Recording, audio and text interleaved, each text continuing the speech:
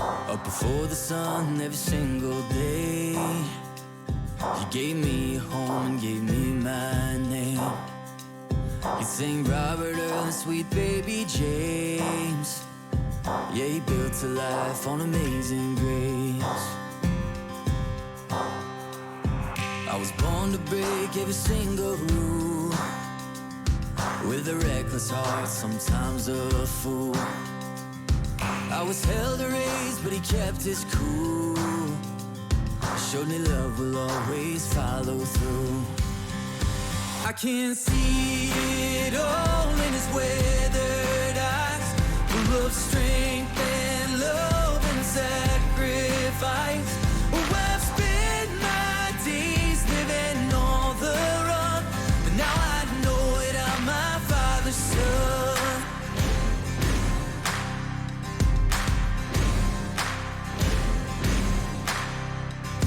Got a steady job, he's a steady man, and over 30 years with a wedding band. Bet a wild child wasn't in his plans, but every part of him's a part of who I am. I can see it all in his weathered eyes, full of strength and love and sacrifice. Oh, I've spent my days living on the run, but now I know it, I'm my father's son. Yeah, I know that I'm my father's son.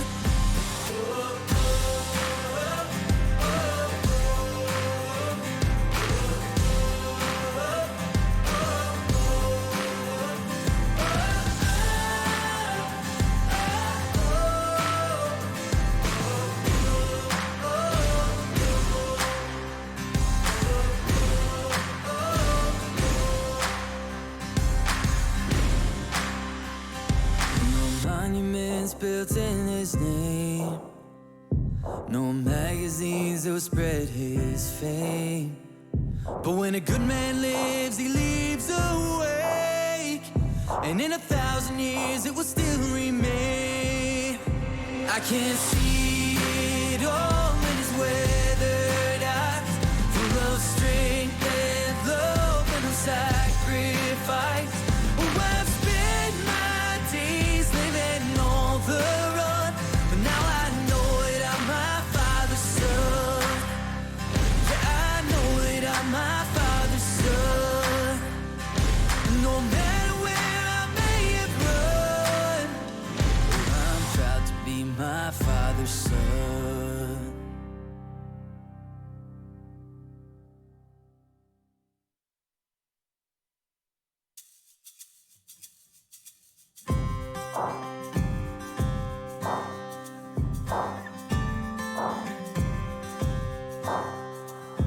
Up before the sun every single day. He gave me a home and gave me my name.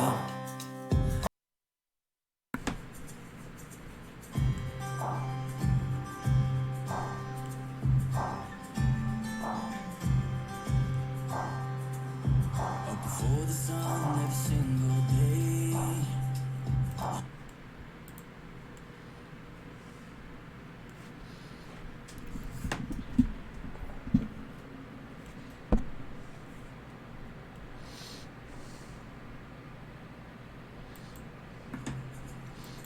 All right, guys. Thank you so much for coming, and we are back on tonight. We have Chris from the Single Homestead, and we have some special guests with him. Ivan, say hi, Ivan. Hey, how's it going, guys? There we go. I'm like, I can't hear Chris talking. I hope they turn the mic on. All right. Hey, it's a marine thing. I gotta learn how to use these things. So, guys, let us know if you can hear everybody in the chat on your end on YouTube land. Hey, Be Ready, how's it going? Howie, good to see you. Kettle Homestead with Jess, thanks so much for coming over and checking us out. Great to meet you. Mal, good to see you. Donald, good to see you.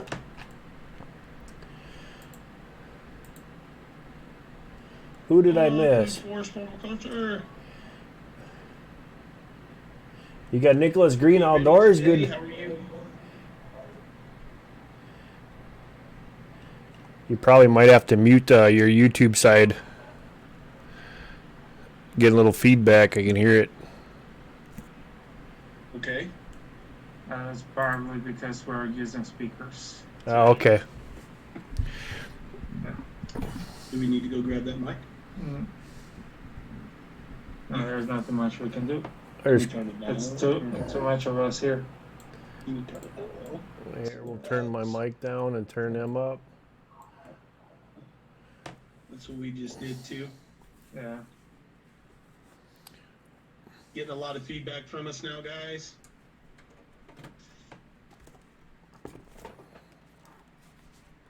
There, I should take care of that feedback.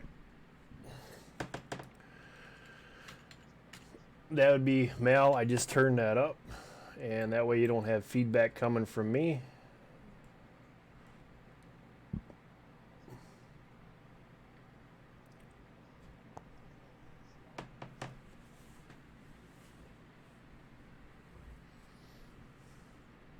Yep. So guys, thanks so much for joining us tonight. We are going to be talking about homesteading in two totally different environments. I'm getting ready for winter, and Chris is getting ready for second planting. Big difference. We're going to be talking about some things that have to do with what's going on in the world, and we're also going to be just hanging around and chatting and getting you guys to meet the other side of the homesteading community. Our side over here is on the smaller end, and then Chris is on the other side down south. So where we have a lot more stuff going on. They have meetings and all that other stuff down. Where up here where I'm from, we don't have that. So it's going to be kind of cool. And we're going to give you an idea how I met Chris.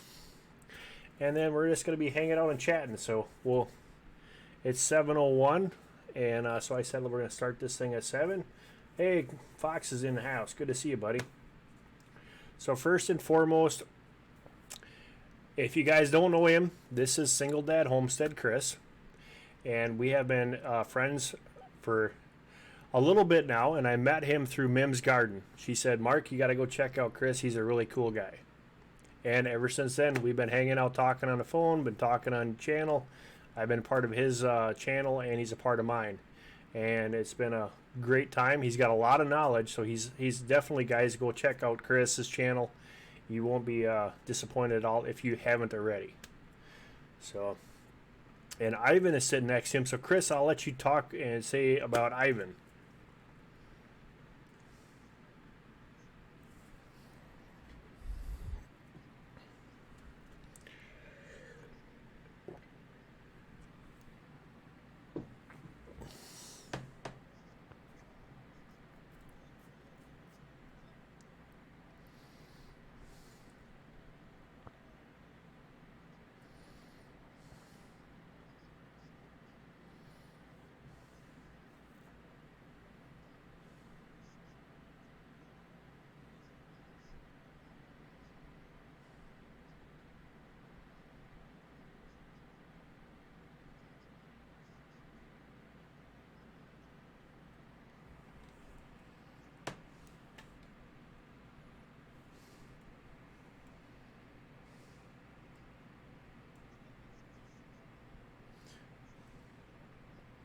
Chris, hold on. They're saying that we got no audio.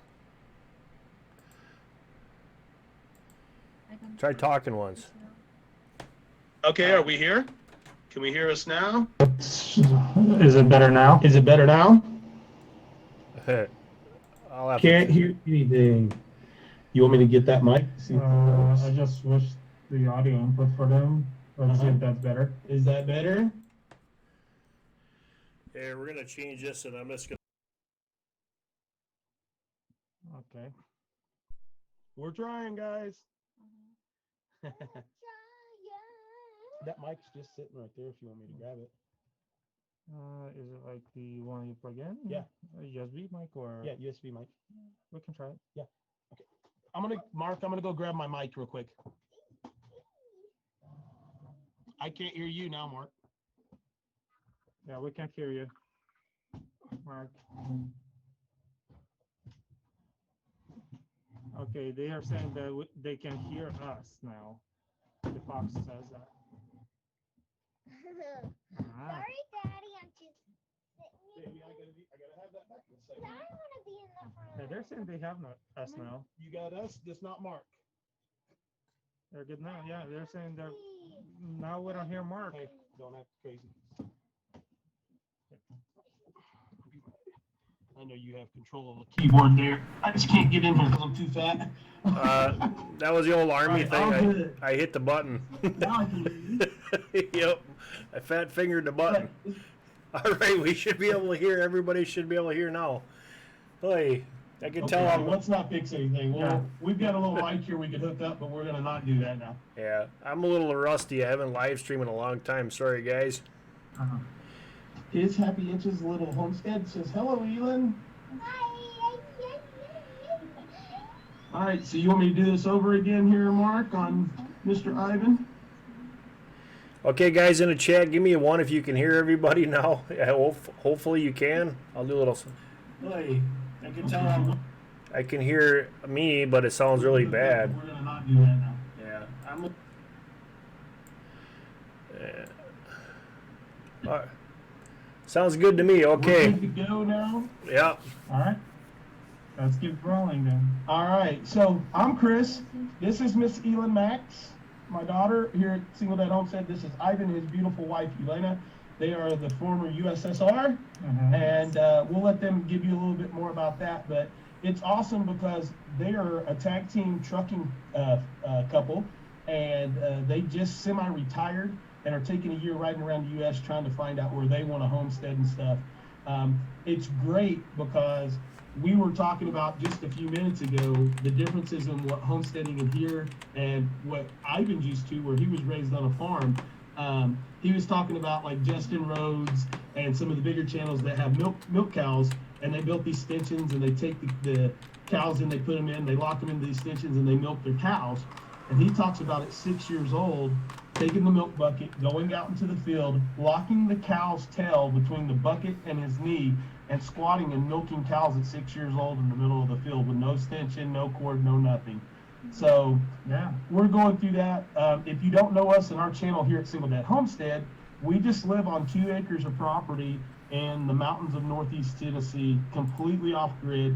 We have 2 wood cook stoves. We have solar system. We do have propane assist heat and stove for cooking for the summertime, especially to keep it from getting hot.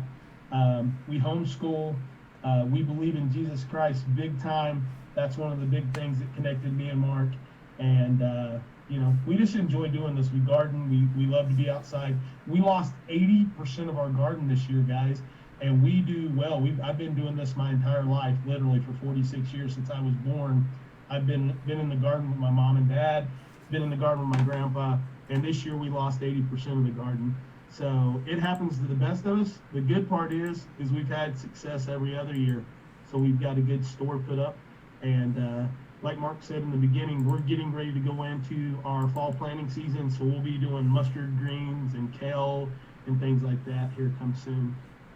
Love your video with the vets. Oh yeah, we have some good friends here in our local area. Kyle Knight and Chris Jones from Red Platoon in the battle at Cop Keating. And that's where 2 of our Medal of Honor winners from the United States Army that are still surviving Medal of Honor winners is the key to that, received the Medal of Honor from that battle. And we had them on here a couple months ago. If you can go back and watch that live, that'd be great. Clint Romeshaw and Ty Carter are the 2. They just released a new movie called Outpost about that actual battle. So it's one of the fastest battles in U.S. history to make it into like a movie and having that story told. If you don't mind me asking, how did you end up losing your garden? Rain. Fox, it outdoors, rain. We are in a 6A, 6B growing zone here on the mountain.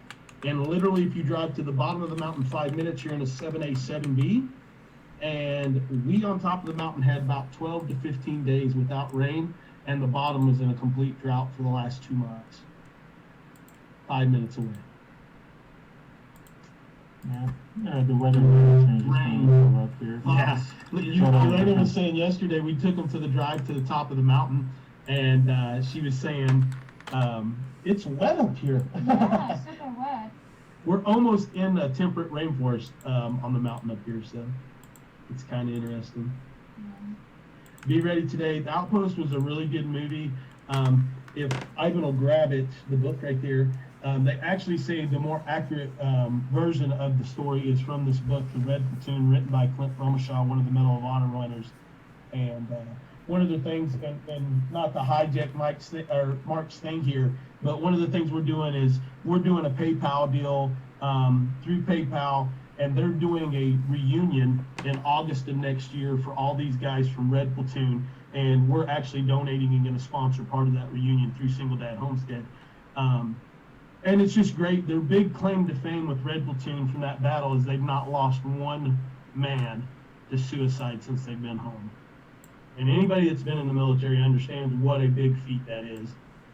So you're in a 7A, 7B here in New Mexico. We have high UV and months without rain. Yeah, it's amazing when you look at your climates and you look at your growing zones, how you can be in the same growing zone in a different world on growing where you're at. It's just it goes by frost date basically.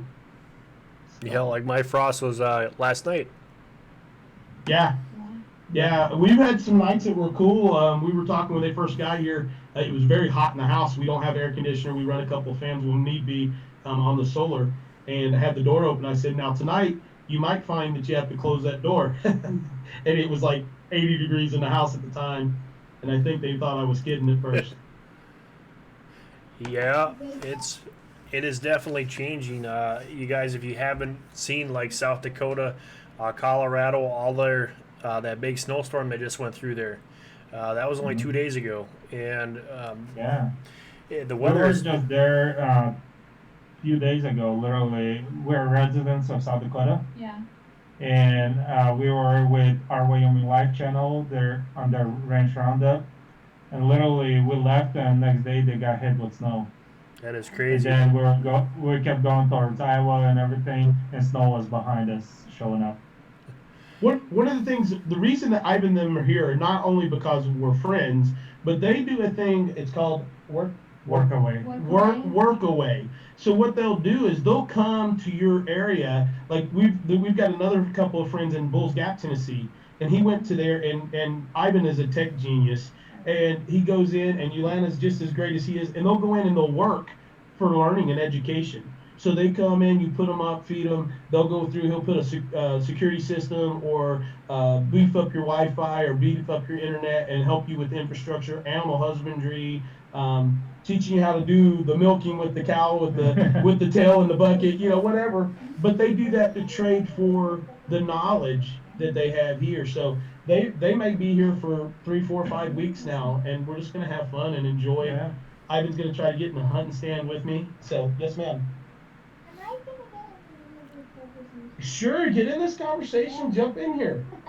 What is your? Let me ask you a question. Yeah. What is your favorite part about being a homestead kid? What's your favorite part about living like this? Probably that you don't have to have ugly lines here. When she says ugly lines, guys, what she's referring to is all the ugly power lines that run throughout the city. On the mountain, we don't have any power lines. And she loves that unobstructed view and stuff. What is your favorite animal here on the homestead? Probably the quail. The quail. She loves the quail. Daddy hates the quail. So, all right. Quail So, are beautiful animals. all right. So let's teach everybody something. And Mr. Mark will know this too, okay? Because he's into it too. What grows and falls out of the top of the trees that we can use? Usnea. And usnea is known as what? Old man's beard. And what is usnea used for? Wounds and cuts and tea, and you can use it as a fire starter too. That's what Mr. Mark's I telling didn't you. know it was. Yeah, when it dries, it'll catch spark really. It's really now good. Also, what can you mix with usnea to help with wounds? What other plant? Starts with a P. Plantain. And if you take plantain and usnea and you mix it together with a little bit of clay or mud, you can put it on cuts and stuff, and it'll help heal them wound. See, Yeah. here we use yarrow and plantain. They call it the woodsman's salve. That's because that's what I have, and it's really good. Yeah, it works out great. But guys, I know all of you guys are into this stuff, and if you're watching Mark, it's one of the things that we share in a kinship. There is the wild edibles and stuff. But the key is right there. Teaching the 7 younger years generation. old and can come up and tell you different wild edibles, tell you what a morel mushroom looks like at 7 years old. Harvest morel mushrooms without any question. Knows wild onion, knows, she probably can identify 20 or 30 different things that would feed her in the forest right now in our area. And she could probably identify enough to get by in Mark's area if she needed to. So that's our goal, is to be able to get single people no matter what. It's not a good, let me say this, and don't get mad, guys, if you're a single parent. It's not a good thing to be a single parent. That's not the way God intended us to do. I'm very proud of being the father that I am, but I'm not proud of being a single father. Hopefully God will change that one day. But for right now, this is what we have, and I teach her as well as I can, and we're going to have fun with that and enjoy it. So I see a question here, I think. Yeah. So with less than half an acre, what can you do? Oh, with less than a half an acre, you can supply your whole family. The thing is learning how to rotate your crop. Yes, hold on one second. Somebody asked a question. On a half an acre, I mean, if you're doing the correct things and rolling, what you want to do is you want to rotate your crop. And when I mean that, I don't mean rotating your crop for saving of soil, but when you're going to rotate your crop on a half acre lot, what you're going to do is you're going to plant, say this year you overplant green beans. So you might plant 3 40-foot rows of green beans and harvest enough to put up 50 or 60 jars of green beans. Ethan, you gotta be quiet. 50 or 60 jars of green beans, and then you have your tomatoes and your squash and your stuff like that puts you through the summer. And then the next year, you might only grow 1 row of green beans, but you grow 50 or 60 tomato plants that allows you to put up 50 or 60 jars of tomatoes.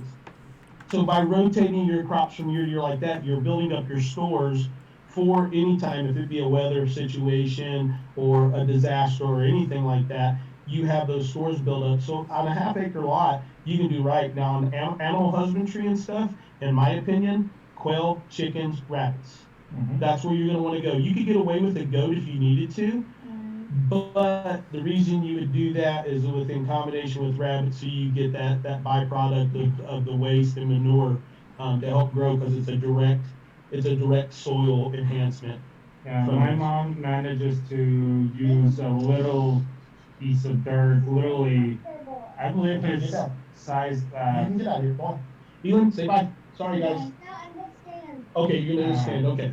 So she's using probably 24 by 6 feet, and she's able to grow tomatoes, flowers, and some squash, zucchini, cucumbers. Yeah, so quite a bit of things. Yeah, he was showing me a video of his mother's setup, and they rent a house, and she's probably growing enough to support a four-person family to feed through the summer at least. Yeah, I mean, summer for sure. But she took the back gate, and behind it, it's like an HOA, but the back gate, she's planted the whole backside because it's covered by trees. They're lucky. They have on the back of their property, they have trees on both sides, and you don't see through those trees. You don't see what's in there behind the property. So they use that little bit piece of land to plant things on. But if they get caught, I'm sure HOA will rip it out. And she actually also managed to do some canning. Like she did so can. many tomatoes. Yeah. It's amazing. If you grow the right style and the right type of food in your area, you would be amazed on how few plants you need to harvest 100%. and to can. I mean, another thing, don't forget about the PVC pipes. You can hang on your fence PVC pipe and make holes in it and put some dirt in it and grow in that. It works. Yeah. Yes, baby, what's your question? Good Sorry, to, we always have to single dad. Sorry. Ask me. good to see you, Keith. Well, let's do this. Let's do one better. B, good to Guys, see would you. you ask Ethan a question? Yeah. Okay, well, you guys are asking a question. Good to see you, Iron Dog. Keith, good to see you. And who else did I miss? B, I see you in here. Good to see you guys. But that's a perfect example. One of the things that I wanted to touch on is wild edibles. The next generation, you guys got to remember that the knowledge that you can pass on to the younger generation just keeps it going even more, because it has been lost. We need to continue to teach our younger generation the value of plants, and to actually understand what God created we can consume, and it's actually better and healthier for us. So we have there you go. Keith said sorry for the cat version and paired it easier for me to see. Yeah, buddy, I hear it. Me too. Now, are they gonna ask me a question? They're gonna ask you a question in a minute, baby. Okay, you gotta wait. So Let Mr. Mark ask you a question. So Mary her dad has stage 4 stomach cancer, and she's one of the things, Mary, is my mom has stage 4 lung cancer that I've been treating with chaga and a bunch of other vegetables that are good cancer fighters. One of the biggest things is pumpkins, is another really good cancer fighting. Chaga is huge. I believe in chaga for just about everything. And now the state that we live in, as far as not the state that I live in, but as a world, the sickness, everybody's worried about the old thing that's going around. I'll be coming out with, it's called a master tonic, and we're going to be using horseradish root, we're going to be using ginger, we're going to be using turmeric and apple cider vinegar, onion and garlic, and topping it off with cinnamon sticks. So all of those, what I just named off, has huge properties and medicinal purposes. So guys, if you haven't checked out Master Tonic, it's a great thing to have sitting on a back bench for those days when you're sick and you don't feel well. You just take a little bit, and good for you. Absolutely. You can throw asparagus in there too. If you're talking about growing and going into this time of year, asparagus is a great one for cancer too, especially in males with prostate cancer and things of that nature. Asparagus has been shown to have head it off really good, stage 3 and even stage 2 and even stage 3. So that's a good one. Mallory's asking. Oh, here we have a question. What is your favorite vegetable? What's your favorite thing to eat from the garden? Green. Green beans. I'm with her. I love green beans too. That's good. Eva will eat some of the weirdest things you've ever thought. She'll eat anything from the water, anything, but she won't touch a piece of fruit to save her life. She'll eat a banana every once in a while.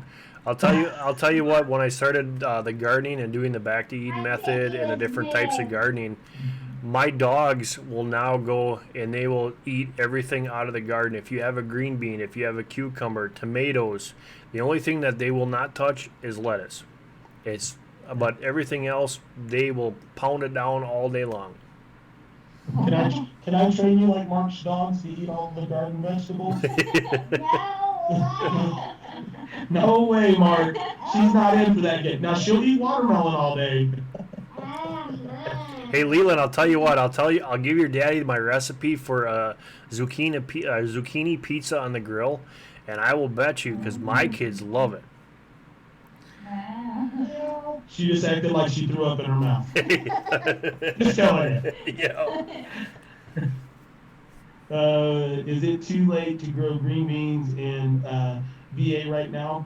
If you had a greenhouse or you did some type of a low tunnel or something, you might get a small harvest, but I don't think I would plant green beans right now.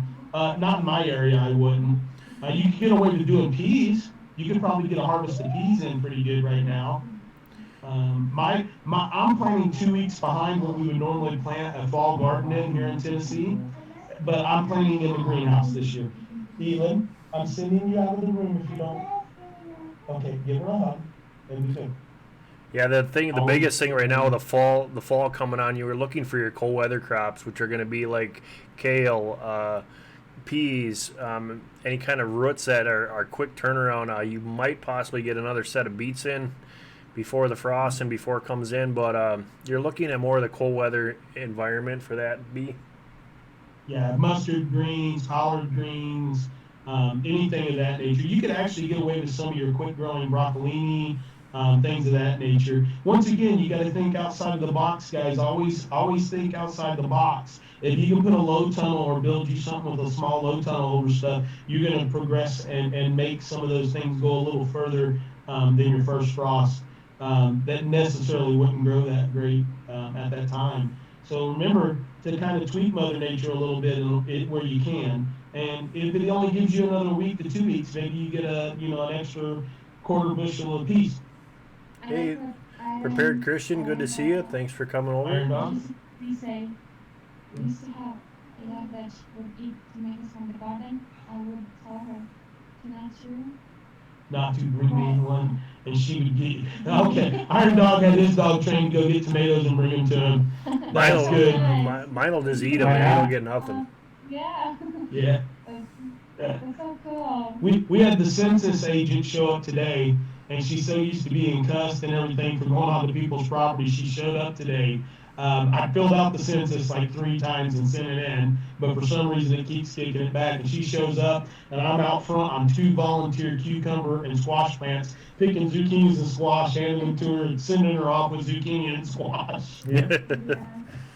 I take mine to work, even though with the whole pandemic going on, we're not supposed to bring food or something like that. So I'll ask somebody if they want some, and I'll bring them in for them because I only planted I think it's 5 on a side this year, the cucumbers, and they just all of a sudden, boom, they bursted out. Go ahead.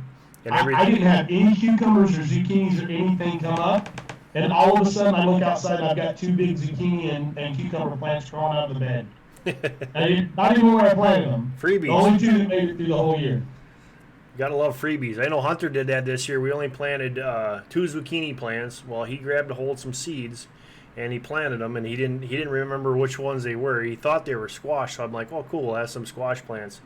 Well, come to find out they're zucchini, so if you guys go watch my garden update, you see how massive those zucchini plants are, and now I have 4 instead of, actually I got 6 instead of the 2 that I originally planted, because he gave me 2, and he decided to put 2 seeds in each pot, so that gave me 4 new ones, and they went ballistic, so they're just gigantic. His Happy Inch little homestead talks about radishes. Yeah, radishes are a great one to throw under your ground right now. Yeah. Peppers, my peppers are just blowing up all over too. So, and then I got a tunnel over the top of them, so that if it gets too bad, I can always throw the tunnel back up to finish them off. Right. The thing is just think about what you can grow, and if it's something that you do early in the season. Especially if you're a 6A, 6B, 7A, 7B, or better. If you're better, you're growing anything you want right now. But if you're in one of those zones like that, just remember, if you planted an early season and it was an early season crop, if you plant this week, you're probably going to get somewhat of a harvest before it comes and gets too bad. So that's the big thing to look at, in my opinion.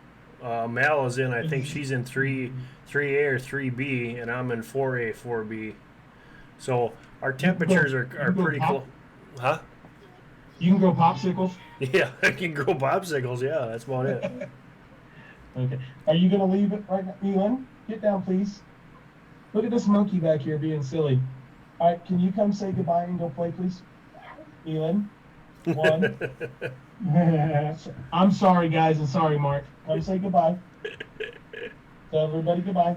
And if I have to talk to you one more time, you're in trouble. Okay. Like, I remember those days too. Quebec.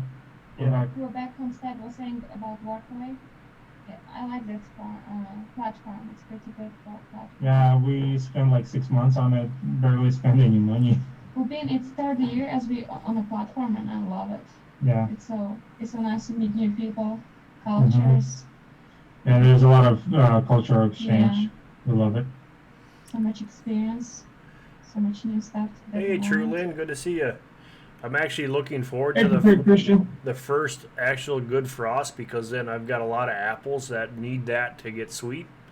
And out of the 25 apple trees, we've been kind of picking and choosing right now which ones. And you grab, it's like Russian roulette, and you grab an apple and you think that it's sweet, and then you go take a bite, and it's like, whoa, that thing ain't sweet.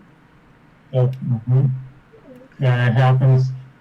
Back in Kazakhstan, we had three apple trees, and depending on how much rain you get, the taste changed quite a bit. So how actually, Yeah. what is the temperature like there? Because I know there's parts of Russia where it's an Arctic area. It's very cold. You guys don't see much. Well, in the summer we would get approximately 100 degrees Wow. quite often. We would get, yeah, and then in the winter -40. Okay, that's what I'm used to. So it's quite a dramatic change. Yeah. That sounds like your area. Yep. That's the funny thing about Wisconsin, because there's an old saying that says just stick around a minute and the weather will change. It's so true, because I have people that I know that are north of me, and I have people that I know that are south of me. And when the guys came up for that extreme winter challenge, they were actually calling me on the phone and saying, you know what, I think you're fibbing here, little Mark, because right now I have no snow. I'm driving up in the rain, and then they hit that certain area, and it's like, boom, they call back on the phone. They go, I don't know what just happened, but I hit this snow wall, and now I've got feet of snow. I said, welcome to my world. We, Yeah. Mark, we went in 2012. I went to Wyoming on a mule deer hunt with my uncle, who's since passed. And when we got there, the first 4 days, it was 87 degrees. And on the 5th day, it was 22 degrees, and we had a foot of snow on the ground overnight. Yep. And then 3 days later, it was 79 degrees for 3 more days, and we went trout fishing, wading the streams. I was like, what? And I've lived in Michigan. I'm used to that every minute that it changes. But Wyoming was crazy. Yeah. Wyoming was the craziest weather I've ever seen. Yeah, Wyoming is a mountaintop, so Yeah. what can you expect? Right. It's really Yeah, strange how different areas, like Mel in Quebec, she has a couple videos, and she's got the one that I like because she's using herself as a snowplow trying to jump through a drift to get out of the barn. I think it's hilarious because she's got this huge drift, you know. I'm going to have to go check her out. She's talking about how she planted her apples and rolls from early to late harvest. One of the things that a lot of people don't know about our homestead is our homestead was originally 175 acres, and it was what we call a mountain orchard. And a mountain orchard is you don't have rows of trees. You have trees. You might have 2 trees planted here, and then you might go to another place that doesn't frost real hard, and you might have 2 more trees. But you might have 300 trees planted, but they're not in rows. They're in little groups sitting around each other. So we have what we call sheep's nose apples that don't come in until literally there's snow on the ground. And then we have, your late or early season, and there's just like 12 different apples. And you literally will be walking through the woods, and all of a sudden you'll find 4 or 5 apple trees. And where the National Park Service has bought parts of this property over and stuff, it's awesome because once you find those, the deer hunting gets much better. Mm-hmm. So Keith is I see asking up your you. nose, Mark. Keith is asking you where in Michigan you lived. I lived in Brighton, Howell area. I'm getting a thing for you that says Rolling Homestead Network bandwidth is low. There you go. You're back. Yeah, that's his YouTube. One of the great things about living in the middle of nowhere, Chris will tell you this. We're on satellite, so it is raining right now, and it depends on how the weather is what you get. So, and we're doing a lot of things. A lot of times, I push my bandwidth right to its max. Actually, I haven't did a speed test here, but I can tell you what we're doing right now. It's kind of funny that there's a lot of people that ask me how I even do this.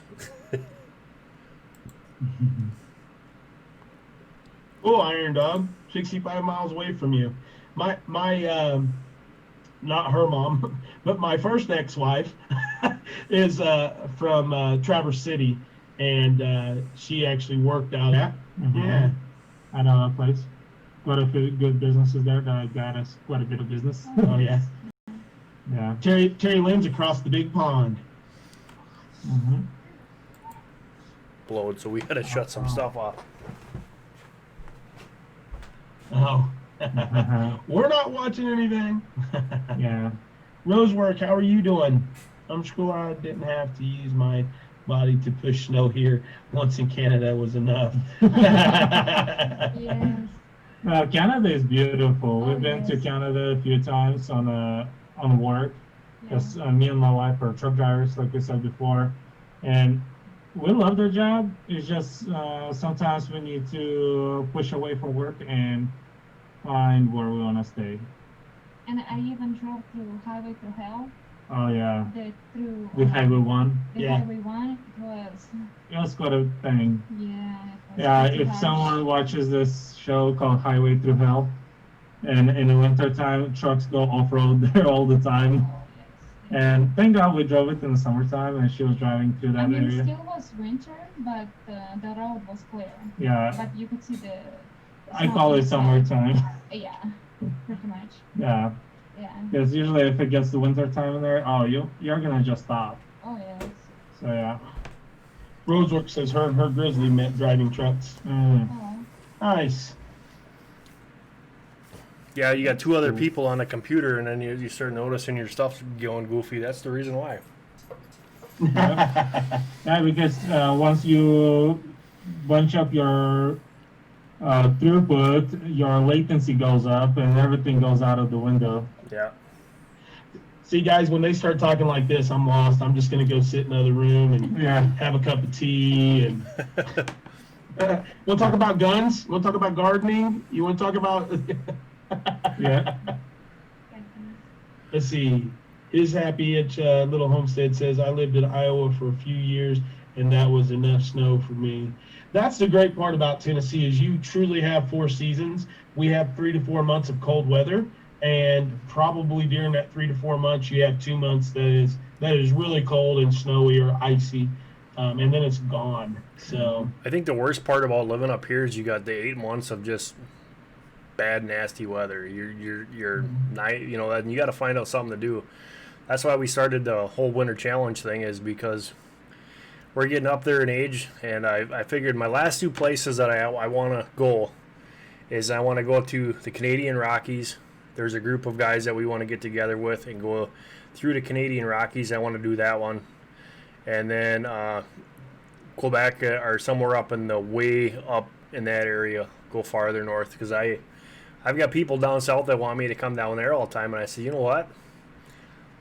I'll do it in the wintertime, but I ain't coming up there in the middle of the summer when she's 90 to 100 degrees, because that ain't going to work for me. It's too hot. I understand that. But I'll tell you the difference. What? I was interrupted. Sorry. The difference between that whole change in that environment when you're, and what's cool, guys, if you haven't known, me and Chris have been talking about him coming up here to do a survival challenge with me and some of the other guys, and he has that experience already. He has that training that is back behind him, and he just wants to get back into see what it's all about again. But I've had people come up here that had they had ice training, ice climbing, they had used to being in a cold environment, and when they got up here, they're like, man, is this cold? Does it get into your bones? It just won't leave. And I'm like, yep. I said, what, really? Yeah. You can climb into that bag and you can be nice and warm and you can be cozy, but at some point in the middle of the night, I'm getting older, I got to get up and go outside and do a little duty thing. It's cold, it's nasty, and then it's just like, Game over. I explain to people all the time when you're talking about cold weather and survival that once you get below 0, it's just how fast you get cold. The cold doesn't change for me. I mean, as far as the way that it affects my body, it doesn't change. It's just how fast you get cold. It's like you literally get 0, you can walk around a little bit, you can do, if it's not real windy, you can do, but you put 0 and throw a 15-mile-an-hour wind to it, and you're literally, you move 3 feet, and you're like, I'm out of here. I'm stuck. I can't move. I can't breathe. I can't. So my thing is where I started off, guys, is we call it homesteading now, but we've always called it Appalachian living. What I'm doing right now is just something we've done my entire life. We hunt, we fish, we work construction, we do outdoor type manual labor during the summer for most of my family. and we raise a garden so that we can take off that hunting and stuff during the winter when no construction's happening when we go. And then I went into the Marine Corps, and then I became a United States Air Marshal after 9/11, and went to Michigan and started doing a lot of the bushcraft skills and a lot of the preparedness and traditional skills, and just fell back in love with the heritage and the history from my family. We're gunsmiths from way back here in this area. And when you start getting back to doing that and practicing those skills, your body will actually acclimate and go back to where you need to be. It's like, for me, I try not to start heat in the house until it's absolutely cold. Where she's saying she's cold is when I'll start turning on the heat. For me, I'll go all the way through the winter and try not to have the heat on at all. But it's just so your body stays naturally attuned to what the weather is. Now, where Mark's living at, you can't quite do that. You might wake up with your heart frozen. Well, that's, that was one of the things with the guys that came out here is, when he was telling me the story after the fact that, he went to bed and he's thinking in his head, I hope I wake up in the morning. That's how, when it's a slap in your face, and I never really thought about that because, like you said, Chris, we've been doing this all our lives. We're used to this kind of environment. This is our home. You just have to deal with it. But when there's guys that are telling you that I'm just hoping that I wake up in the morning, it's a really big slap in the face going, what are we really doing out here? What are we trying to prove? Because somebody could get hurt out here. Well, when I was teaching, when I had the school prepping 101, back before Elon was born, I shut the school down once Elon came here because that became my job. That's what I did. But I'd have people call me up and say, I want to go do a 7-day survival challenge. And I'd be like, why? Go do a 7-day survival learning experience and learn what to do if you're in a situation. But you can go, if you really want me to take you, I'll take you. But I'm not going to sleep where you guys are at, and I'm taking plenty of food. Because I've already been in a situation where I'm starving and I'm having those situations. Yeah, it's not fun. Yeah. That is Hello, Trophy. How are you? Hey, good to see you. It is. Yeah, I mean, it's just the mindset of where you want to be at.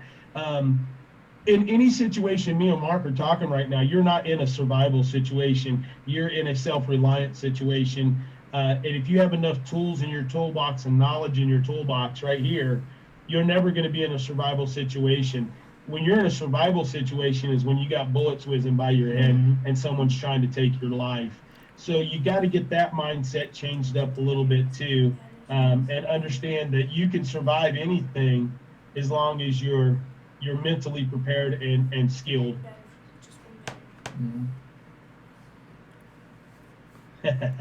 No, I don't He's think having to do dad work. Yeah, dad work time. What's up, brother? How are you? You have to take a screw off. Say hi. Hi. This is Hunter. He's my 10-year-old.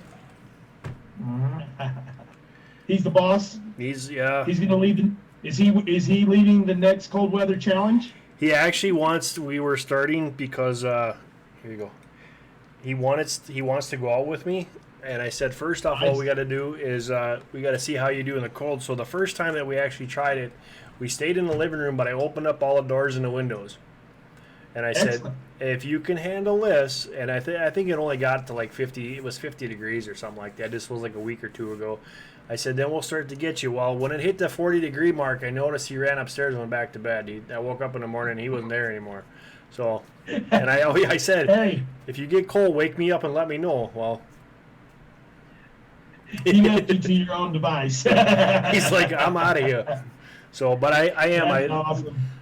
Like Chris was talking about and like I talk about, is we can say and do these things and teach people on how to go out there and not just survive. It's called thriving. How do you go out in that environment and thrive?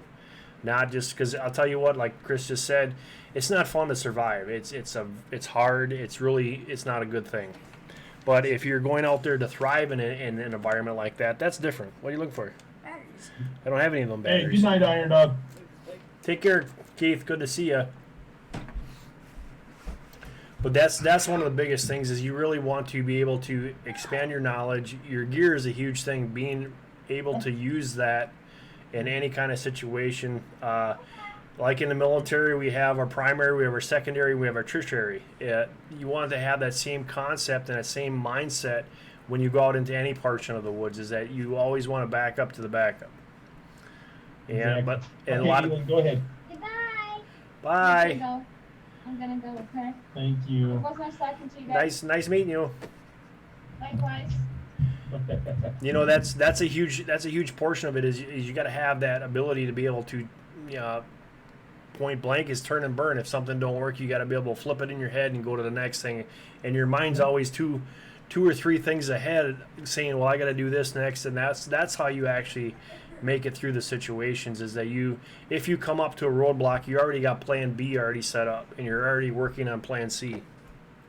Well, there's two stages of being self-reliant and survival, and the first stage of that, in my opinion, is having the knowledge and the skills to thrive.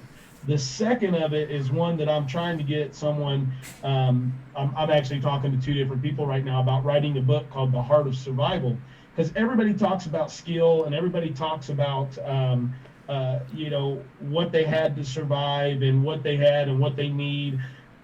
What you got to remember is one of the biggest parts about survival is your heart, and knowing what you have and who's behind you within the Lord himself, but also knowing what you're fighting to survive for.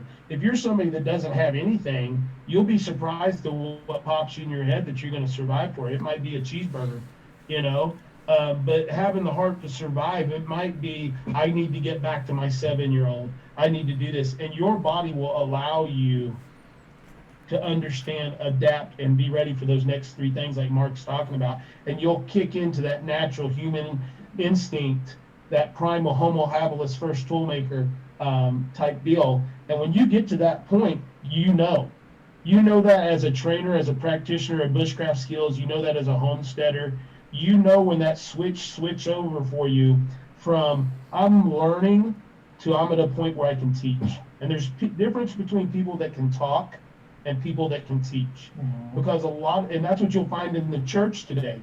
You'll find a lot of ministers that know how to talk, but they don't know how to teach. They don't know how to take in the Word of God, digest that Word of God, and then regurgitate that Word of God back out to people.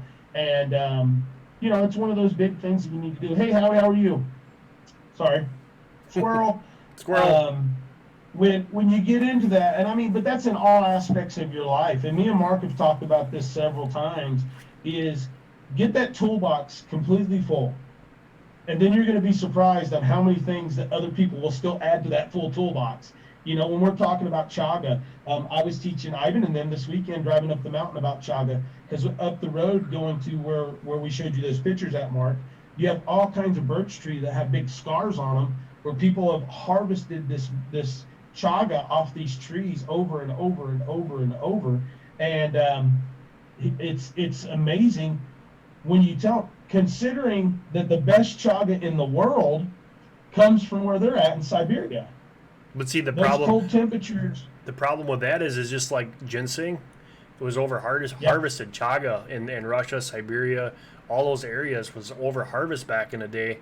And that's why it's so difficult to find. People don't realize how long it actually takes for that mass to grow and become mature. Yeah. And how to ethically harvest it. Exactly. And to take that off there by leaving that core, leaving some on there, so the tree, because the birch tree does have benefits from the chaga. They work together with each other. And that's what's cool about it is yes, a tree is hurt and it has a disease. Well, the chaga comes in and then they work together as one. So it's people need to, that's what the whole understanding about the wild edibles and the bushcrafting is, that you want to be able to leave some of that stuff out there and how to harvest things correctly so that you have it the next generation. Because eventually everybody has kids, or at some point are going to have kids. We want to teach our children how to do it correctly and have the same benefits that we had. That's one of the things that we teach with our channel. When we go out, I do the same thing if it's in the winter time or in a fall time, trying to teach people how to take things that they need conservatively. You don't want to take it all. Right. And how to repropagate it and how to plant it and do that. Just like if you're harvesting ramps, if I harvest ramps, I always cut the root end off, and I replant it right where I have it. Yep. So now I might only get a 10% propagation rate out of that, but I'm putting 10% back. I'm not clearing out the whole thing of ramps, but I'm putting those back. If I'm ginseng hunting, I'm replanting berry. So if I find ginseng and I've got a plant that's big enough to harvest, I harvest it, I take berry and I plant it in the same area because I know that's cultivated, it's going to have the right nutrients and stuff too. Now, I'm probably not going to see it get to a full harvest or that, but Elon's going to be able to. And Now- you'll be able to show her those areas, hey, there's going to be ginseng here in 20 years, you know?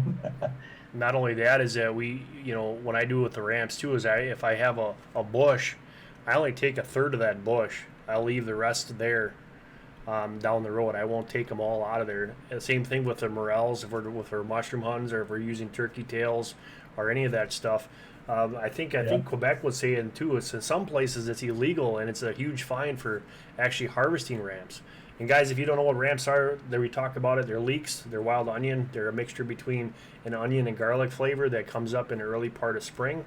And they're a wonderful seasoning. That's one of my main bases for all my seasonings that I make is leeks. So I'll take enough for the whole season to make that. It's a wonderful thing out in the woods. One of the many. What? I was saying here in Tennessee, they've set up a bunch of national parks as botanical gardens. So now you have to have permits to hunt them on national forest, but then on the botanical gardens, you're going to jail for a long time if you get caught harvesting them. And that's, But it's a renewable resource. It's just like wood when you're growing trees. If you do it responsibly and you harvest trees and you harvest the right types of trees and you replant trees, you can figure out that good source of where everything plays into nature and role in what you're doing. Talking about ramps, the next time you harvest, take and cut the bulbs off and drop them in a jar of old pickle juice, and they'll turn purple. And it's the best thing you've ever eaten in soup beans in your entire life. I'll have to try that. They're awesome. I did that Yeah. with, I pickled They'll some, turn neon purple.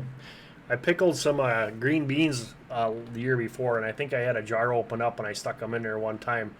And yeah, it was really good. The other thing that was really good is if you can get some fresh trout, and then when you cut and you clean everything out, you jam the leaves. And guys, remember too, you can use the leaves too. It's a great soup base. It's an awesome resource. So just don't think you're going to take the bulb and cut everything else out. The leaves are great.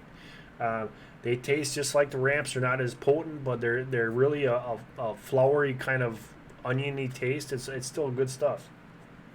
Yeah, well, the young leaves are great to use in your salads and stuff, but the older leaves, if you cut them up and put them in fried potatoes, just like fried potatoes and onions with a little bit of bacon fat or bacon in them, absolutely amazing. And with the leaf, if you'll flat stack them and stick them in freezer bags, they freeze awesome, and they don't wilt, they don't break down like most of your other green leafy vegetables like lettuce and kale does pretty good. But you can actually freeze them and then take them out in portions and use them in your potatoes and stuff too. So leeks are amazing. Ramps, wild leeks are amazing all the way around. We dehydrate And great them. health-wise. Yeah, we dehydrate them and I'll put them in big jars, and then in the wintertime I'll take a handful out and I just crush it and I throw it into soups. And it's actually, if you look at it, it's a thickener. So it's actually got a dual purpose. It has a flavor, but it's also for thickening. So if you want like a stew or something like that, like a beef or deer stew that you want to thicken up instead of using cornstarch, you can just take the leaf tops and crush them up, throw them in there, and you're ready to go. Absolutely. And you don't really need any other seasoning. Nope. Because the flavor's so nice. And like you said, the leaf is not as potent as the bulb. So they're excellent. It's one of my favorites every year. We actually have a ramp festival here in our area. So we have a ramp festival, a fiddlehead festival, and the strawberry festival, all right here in our area. One of our big sponsors for our channel is Baker Creek Heirloom Seeds, and they donated $30,000 worth of seeds this year for those two festivals, and then they got canceled. So I've been sending seeds out everywhere across the country for the last little bit. So if you want stuff like that, they actually do a wild leek seed through Baker Creek. Now it's not it's a ramp, but it's something that you can harvest and grow in your area, like red and golden seal and things of that nature. You can grow golden seal and make lots of money from golden seal. The U.S. Army actually has a dysentery program going with golden seal, where if you have 2 acres of land that's natural with no considered organic, tested organic, you can make hundreds of thousands of dollars off of 2 acres of property. Wow. just by planting golden seal, and it's all contracted through DOD through the Army.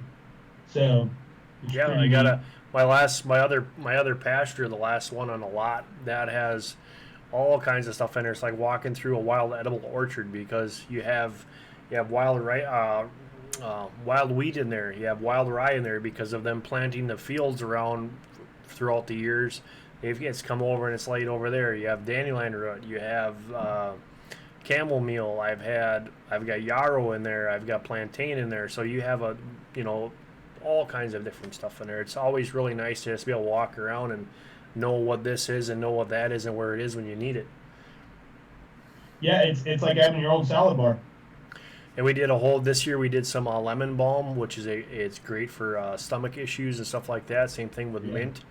Guys, if you haven't ever thought about it, but mint, if you do have a stomach ache, you can just take a leaf and eat it or make a tea out of it, and it does wonders. It's a great thing to have. And the great part about with lemon balm and your different mints and stuff, if you do it correctly and you plant it, you only need to plant one plant. Yep. Because my lemon balm is about 6 feet in diameter, about 4.5 feet tall, and it's one that I planted 3 years ago, and it just keeps coming back. Yep. And you pick it down, you dry what you want to dry, and then it just comes back the next year. And we have wild mint, we have wild chocolate mint, and we have regular mint here too. And we were walking through the bottom, and you just walk, and when you're walking, you smell this mint just permeating in the air and stuff. Yeah. So let's see, you are awesome, Chris, and that other for doing that for so many. Okay, it had to go. I've got to send out seeds this week too. Thanks, Enrich Refuge. So, I mean, your wild edibles is one of the things that homesteaders are lacking as far as a homesteading community. I think that is one of the biggest things that that the homesteading community should step back and start looking at too. Is not just what you can grow, but what you can naturally harvest and repropagate off of land that's not yours. You know, you were talking about the half acre, a question that was asked earlier. I'm going back, I'm sorry, squirrel again. But someone was asking about what can you do off a half acre. Well, you can plant enough through rotation to get yourself through and can and stuff. And on a half acre, if you're in the city, you may not be able to have animals. But what you can do is you can get together with someone like Mark or myself or someone in your area that's an avid hunter, and you can buy your hunting license and you can hunt. And then you don't have a feed bill, you don't have the cost of the animal, you don't have to have pasture and land to raise them, and you can go out and harvest the cleanest meat that you've ever eaten in your entire life through deer, elk, moose, bear, fishing, anything of that nature. And now you just go buy a chest freezer if you want to, which I don't suggest, or you learn to can meat. And now you're supplying the same type of meat and protein that myself and Mark are. Yep. You don't have to have 100 meat chickens. You don't have to raise 2 or 3 pigs. You don't have to raise goats or cattle. You can do that. And if you really want to get into it and you enjoy it, spend $2,000 and go on a DIY elk hunt out in Colorado, and you're harvesting an animal that's giving you 300 pounds of meat. A lot of things too is when canning. You just mentioned canning. This year, actually last year, we started with the canning of meats, making our chicken noodle soup, canning that, canning now hamburger, canning all the beef and all the pork and everything else like that, and trying to learn how to do some of the dry canning. It is a huge thing, guys, to do that because, like Chris said, if you don't have power, it's really easy to go crack a can and you can just eat right out of that can because it's already done. It might, cold. It's still protein. It's still food. It's still energy. There's ways of doing things like that. And if you don't like the flavor of wild venison, if you don't like that flavor, jarring and canning it actually changes the flavor of the actual meat. It still tastes like venison, but it loses a lot of that gamey flavor because it's sitting there and it's basically just becoming the best pulled venison, but for lack of better words, pulled pork or pulled beef that you've ever eaten. It's like smoking something forever. Canned meat is just, it's amazing. And they say 4 to 5 years, but I've actually eaten canned meat that I've canned personally 9 years after canning it. As long as that jar is sealed and when you crack it, it's not knocking you down with the smell of botulism and death. You're pretty good to eat it. You might have lost a little bit of nutritional value, but it's there. You know, it's if you're afraid of canning, get over that fear. Modern canners are not an issue. If you're water bathing vegetables and stuff, and I'm gonna say this, and someone's gonna try to shoot me over the live right now, but you can actually water bath meat too. How did they do it back in 1700s and 1800s? You know, you have to be smart. You have to do a little bit more work, and it takes 4 times as long to do it. But you can water bath can meat. You don't have to pressure can it. Now, I know every book you ever read in your life tells you not to, but you can. Heaven Essentials is saying hi to you, Chris. Hey, Evan Essentials, how are you? Welcome, welcome. One of the things too is like we're talking about wild edibles, we're about talking about canning meats, we're talking about this things that we've started to do. This is looking more of your teas, like Marigolds. We found out that Marigolds are not only good as a tea, but they're also good in the garden. They're a good companion for the garden because it helps keep away bugs and stuff like that. So that's good. And then rabbits, and then you can turn it around and you can dry the leaf or the flower and make a tea out of it. Another great thing. Nasturtium's another good one. And the flower of a nasturtium is edible. It has a nice peppery flavor. So if you dry that out, you have a pepper substance. So you don't want to be afraid to look at that. Yeah, drying out and roasting your dandelion roots for coffee. Yep. If you're a coffee drinker, there's another great one that goes in hand to hand with stuff. One of the gardens that if you're a gardener and you want to put out stuff and you've got a small area, look into your tea garden. You know, you're not going to get a lot of coffees. You're not going to get soda pops. You're not going to get lemonades and stuff. If something happens and you're having to depend on your homestead or your way to go. So having a tea garden is not just for medicinal purposes, because you get a lot of medicinal plants out of it, but it's also for flavor and for drinking especially.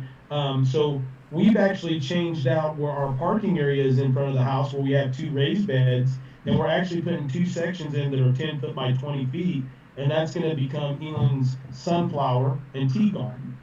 And purposely they're not wasted space, and we get to go through and plant those things that are going to benefit us as a family, and benefit others as they get sick. As you go, you know, a little honey and a little echinacea like you were talking about, and some mint and maybe a shot of whiskey in there, and you've got a remedy for most everything that happens during the winter.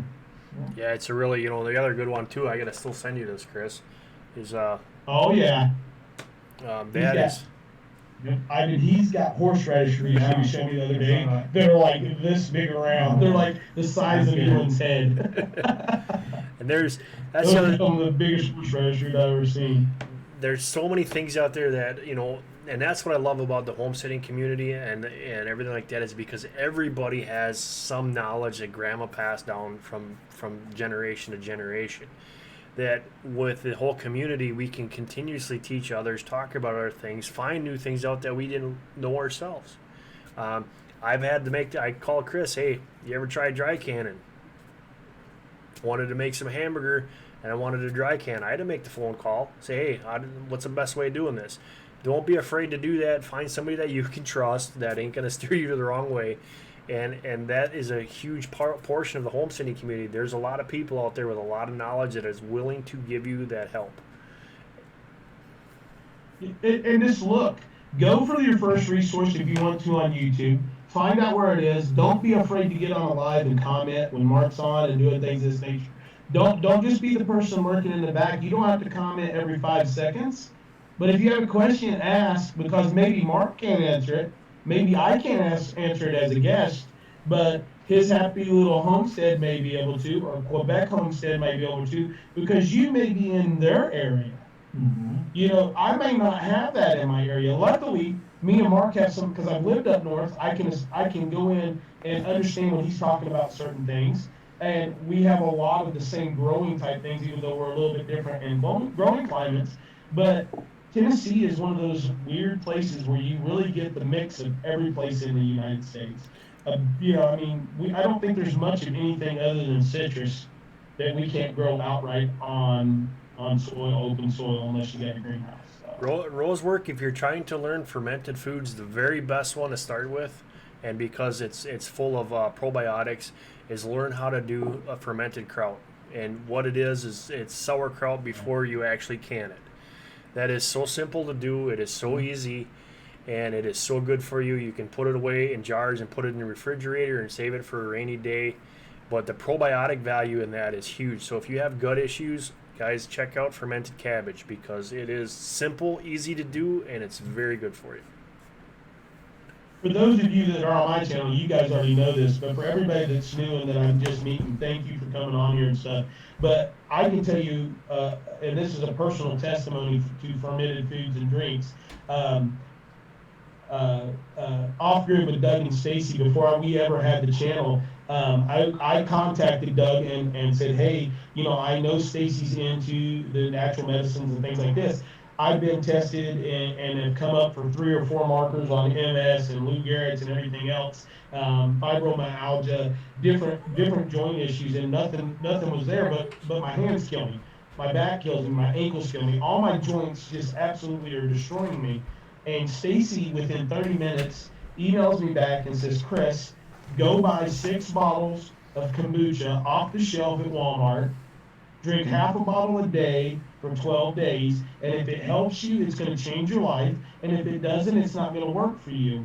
So now I cycle every 6 to 8 weeks. I'll take 2 weeks off, but I drink kombucha constantly, and I honestly feel that I could step back in a boxing ring and fight. My hands feel so good from a position where I couldn't walk down the road and even couldn't hold my pinkies because it would drop me to my knees. It hurt so bad.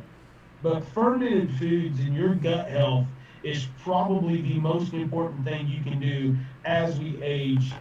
Even as kids, getting kids to eat fermented foods, that's the most important thing you can. And it's one of the biggest things that we are missing from our ancestral Homo habilis first tool maker human beings that are on this, is because they hand to mouth, and they weren't taking in a lot of that red meat protein and things of that nature. So a lot of their gut, and they were eating a lot of fish when they were eating the protein, which we don't do nowadays.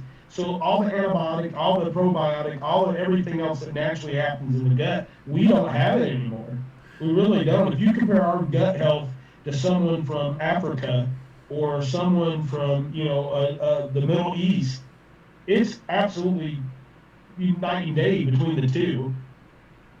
So yeah, if you're getting into fermenting the kraut and pickles, I think pickles are very easy. One of the things too about what Chris is talking about here, and this is a good subject where we have to get another live stream because it goes in great depth. But your stomach, your gut health, if you're too alkaline or too acidic, if you guys eat like hot peppers and you have that, like if I go and I eat a reaper pepper, my mouth's on fire, but my gut don't hurt. Is because I have that right acidity level in my gut. I have that set the right thing. But if, like Chris was saying, if that is off, your bones hurt, your body hurts, you can't move, your brain function is off because your gut is the engine to your whole body. That's where it all starts. When people talk about your brain you're being controlled by your stomach, you know, when your stomach's thinking for you. Your stomach, and me and you've had this conversation before, Mark, your stomach has more neurons and receptors in it than your brain does. Mm-hmm. So that's more of a truer statement than anything you can think. Your stomach is actually what motivates you to do most everything in your life. Mm-hmm. And when you think about it at a base level of what humanity is, the brain is secondary because your body's thriving for food, your body's thriving for liquid, and it's going on. So your brain is talking literally, or your stomach's talking literally to your brain and controlling what it does. So and we just don't have that. We don't have that drive anymore. So if you can get the intermediate fasting and get your gut health into the right check, and you get to the point where you're going to bed just a little bit hungry and you're waking up just a little bit hungry, your whole body's going to communicate better and going to be able to go on and go through. And what really got me going with this whole thing about learning to grow and teach people how to grow foods correctly is I asked a couple kids one day, I said, you know where your French fries come from? And they told me McDonald's. Yeah. You know where your milk comes from? Yeah, it comes from the grocery store.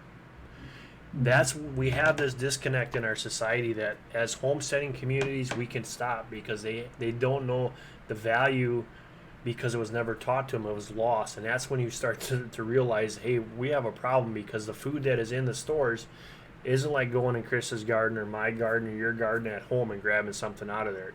are going into Chris's cellar and grabbing that can of venison that he's canned last year and throwing it on the table and making mashed potatoes and gravy and just pouring that venison over the top of it.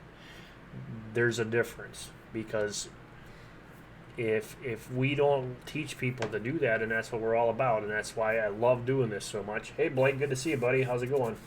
Homestead Remembrance, good to see you. I like to teach that aspect, because if you go and get it yourself or grow it yourself, it's so much more rewarding when you go take that can and you eat that than it is if you go buy it from the store. And the stuff at the store ain't going to give you that that fullness, that sensation. And I will be doing next year is I actually going to go through and I'm going to do a challenge of just wild edibles and trying to just eat edibles and feel full. And I've done that out of our garden already, but now I want to take it to the woods and try it out in the woods in the summertime and see if I can do that.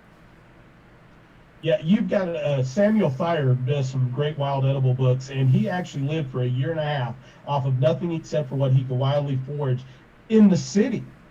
He wasn't in a rural area. He did it all from the city, and he has some great books. If you guys want to go check out some really nice photography that shows you dangerous plant versus the good plant, wild carrot, you know, where you can have some mistakes, there's some great learning tools within that book. It's a really good one to check out.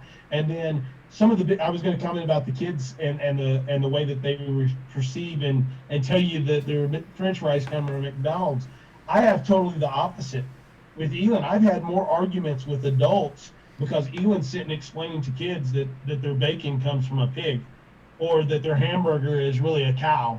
Right. And she's explaining to them, and their kids are going, I don't eat a pig. I'm not eating a cow. That's not a chicken. Well, why is it called a chicken nugget, Elon will say. She'll literally look at, why is it? And the parent will get mad that you're telling their child where their food comes from. And that baffles me.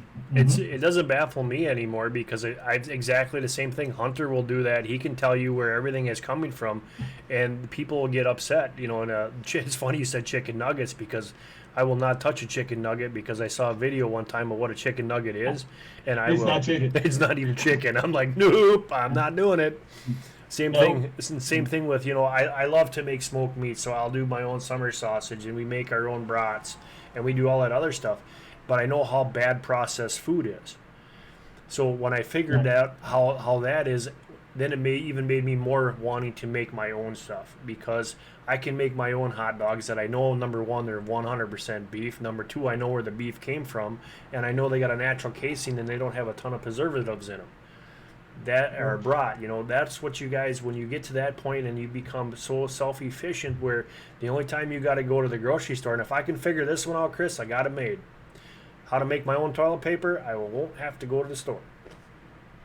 You know what that's called? Yeah, leaf. I don't want to do Stronger water hose. Stronger water hose. You got that one covered, buddy. You just got to get a stronger water hose. Yeah.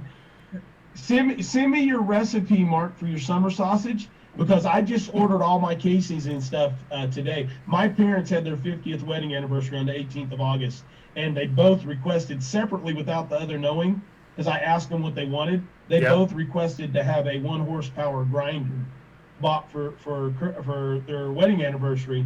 So I ordered them up a really nice commercial grinder, the 1 horsepower motor and stuff in it, and we've been grinding meat like crazy. So I've made summer sausages before when I was in Michigan, but we're gonna make some more sausages now and smoke them out in the big smoker that you got a stuffer, or are you gonna do that by hand? Yeah, we've got everything. The grinder that I have has a stuffing mechanism that goes on the front of it. So I ordered 2.5 inch or 2.5 and 4 inch casings today. Okay, they got all that good stuff in. But yeah, we were talking about earlier of coming up with an actual recipe. I would love to figure out a way to not have to use the high temp cheese, because I want to put cheese in it. But I don't know of any way that you can do it without using high temp cheese. No, there ain't any. The other thing is that you'll find out is that a good summer sausage is hung smoke. If you lay it down, what's cool about we built our own walk-in smokehouse. What's really cool is I can go a very low temp, so that, and mine I can put 40 sticks in at a crack, so they're 2 feet long by 2.5 in diameter, and there are 40 of them hanging off the ceiling. That is a key, I think, because I've had some on my Joe. I laid it on the rack. It just does not have that that smoke flavor like it does when it's hung in a smokehouse. So number one, the biggest trick to make a summer sausage is that you smoke it and you hang it. You don't put it on a rack. And number two is we do everything Well, in the way that I have my 200. the other thing that I do is I only do my smoking and all my meats in the wintertime because I have an outside freezer. I can just throw it in a snowbank to chill it right away. I think that has a lot to do with it too, is that having that extreme cold environment, as soon as you pull it out of that smokehouse, that casing just kind of right into the meat, and you have a nice stiff, because when you stick them in there, guys, they're all flopping around, and you know, you can almost wrap them around like this, but once they come out and you throw them in that snow real quick, it just kind of like pushes all that flavor in there, and they're nice and moist on the inside. It's a great piece of meat, and it's super healthy. And yes, I will send you the recipe. We do 20, I think it's for 25 pounds at a crack. Well, that's what I ordered for, was to do 25 pounds now. And we have a lot of the fat that we have left over from the 2 hogs that we harvested last year. And then I have two cables that run through my 250-gallon smoker. I just used a big oil tank that I use. And so I'm thinking I could probably put about 40 in it, and I can cold smoke off of it pretty easily. So, and that's why I was wanting to wait until it started to drop temperature as well. So I didn't have to ice bath them and throw them in that and get them dropped down. Hey, Tyler, good to see you, buddy. Hey, Tyler. He is the one, Chris, that went with my 7-day extreme challenge. He Yep, I remember. Yeah. So yeah, we got 3 different recipes. We do the summer sausage, then we do snack sticks, and then obviously we do jerky, and then I want to do kielbasa, and I want to do a kind of a setup with the ring bologna, but this time I'm going to do it with beef and pork, and I'm going to make sure I know where it comes from and everything like that. But I really like that, the ring bologna, smoked ring bologna, kielbasa, you know, the deer stick, like wieners, stuff like that. So we do a lot of that kind of stuff. Ivan brought me a German bologna. What do you call it? If you translate it from American language, we call it Doctor's kielbasa. Kielbasa. But it's a bologna. Yeah. It's a bologna, but this stuff is like butter. When you bite it, it literally melts like butter. Wow. And they brought a roll of it, and man, we have eaten it every day for lunch. Big, thick slices, about that thick, with Russian cheese on a rye bread with nothing else on it. Yeah. Well, you know what you got to give to him now, and see if he'll do it as Wildcat. What was that? You gotta Wildcat? Yeah. Yep. Most people won't do that, and we do that on rye bread, red onion, and then the beef, and it's people they don't like to do that. Yeah. But that's my goal. That's my learning curve to get back to, because I've done it once or twice when I was in Michigan with friends doing the summer sausages, but it's so expensive to have it done down here in Tennessee to even do like beef sticks or anything, or venison sticks, deer sticks, whatever. But I want to be able to do that myself. And then we're lucky this year, we got last year too, but one of my father's good friends owns a pumpkin patch, and they lost $30,000 worth of pumpkins already this year. So they got 10 nuisance tags for deer. So I've already canned 6 deer, butchered, slaughtered, ground, made sausage, made hamburger, and canned 6 deer already this year. And we've got 4 more to go off of the permits. And the neighbor just came over that owns a pumpkin patch and told Dad, hey, we got 10 tags too. We're just going to shoot them and throw them away. And Dad was like, no, we'll take every one we got. So we're going to use those to do the same thing with and get them out to the community. Yep. That'd be cool. Yeah, the only, keeping the silver out of it, keeping the tendons and stuff like that out. So I know a lot of people, like when they actually do it commercially, when you make that kind of stuff and you take it to a butcher shop, all the scrap gets thrown in and it just gets ground up. So you have your silver, you have your tendons. That's where all of the bad sausage, if you ever had bad sausage, because that's why. Yeah.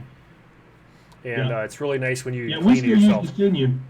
You can get your best sinew from some of your silver skin off your back straps and stuff anyway. So if you're trying to learn how to do traditional bushcraft skills and backing bows and things like that, it's not just out of that leg joint. You can actually get some great sinew off the back strap when you take the silver skin off. If you can do it the right way and dry it, you actually get a good sinew out of it for cordage, for more so for your bow strings than you do for your backing of your bow. Yeah.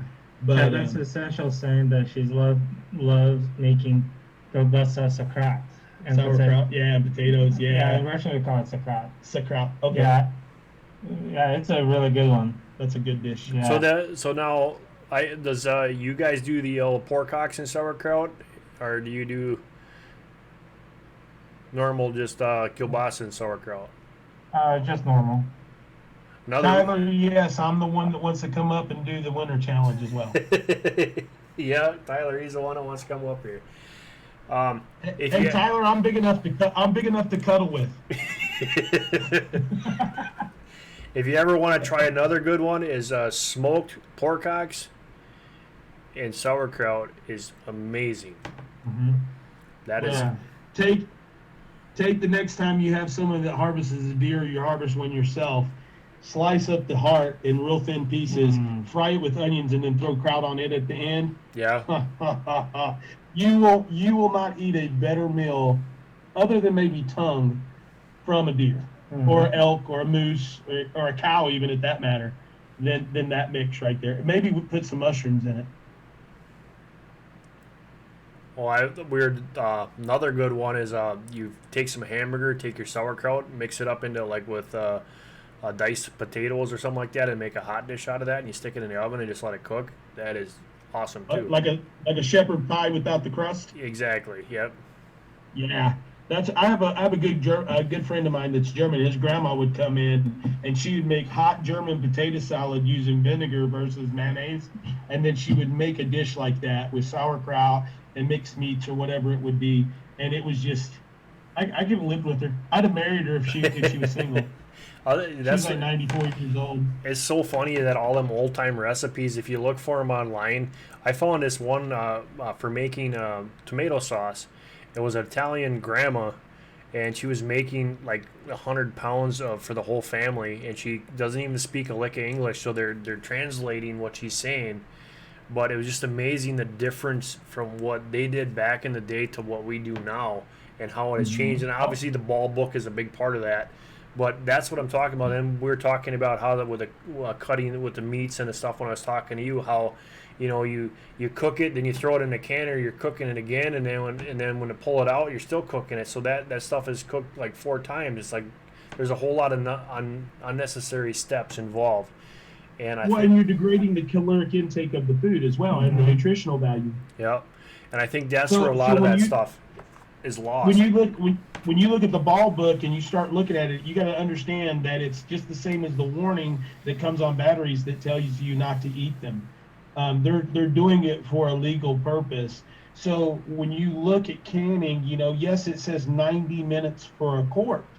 Well, for me, 90 minutes for me is from cooking time. So if I've got raw packed meat in a jar and I put it into the cooker, by the time that I reach the pressure is when I start my timer. I put my weight on for 15 pounds for this area. Yeah. I let it cook for 45 minutes, and then I turn it off, and it's still at temperature cooking well above 180 degrees for the next 45 minutes from there. So technically, I've cooked this meat now for almost 2 hours. There's nothing living in that jar.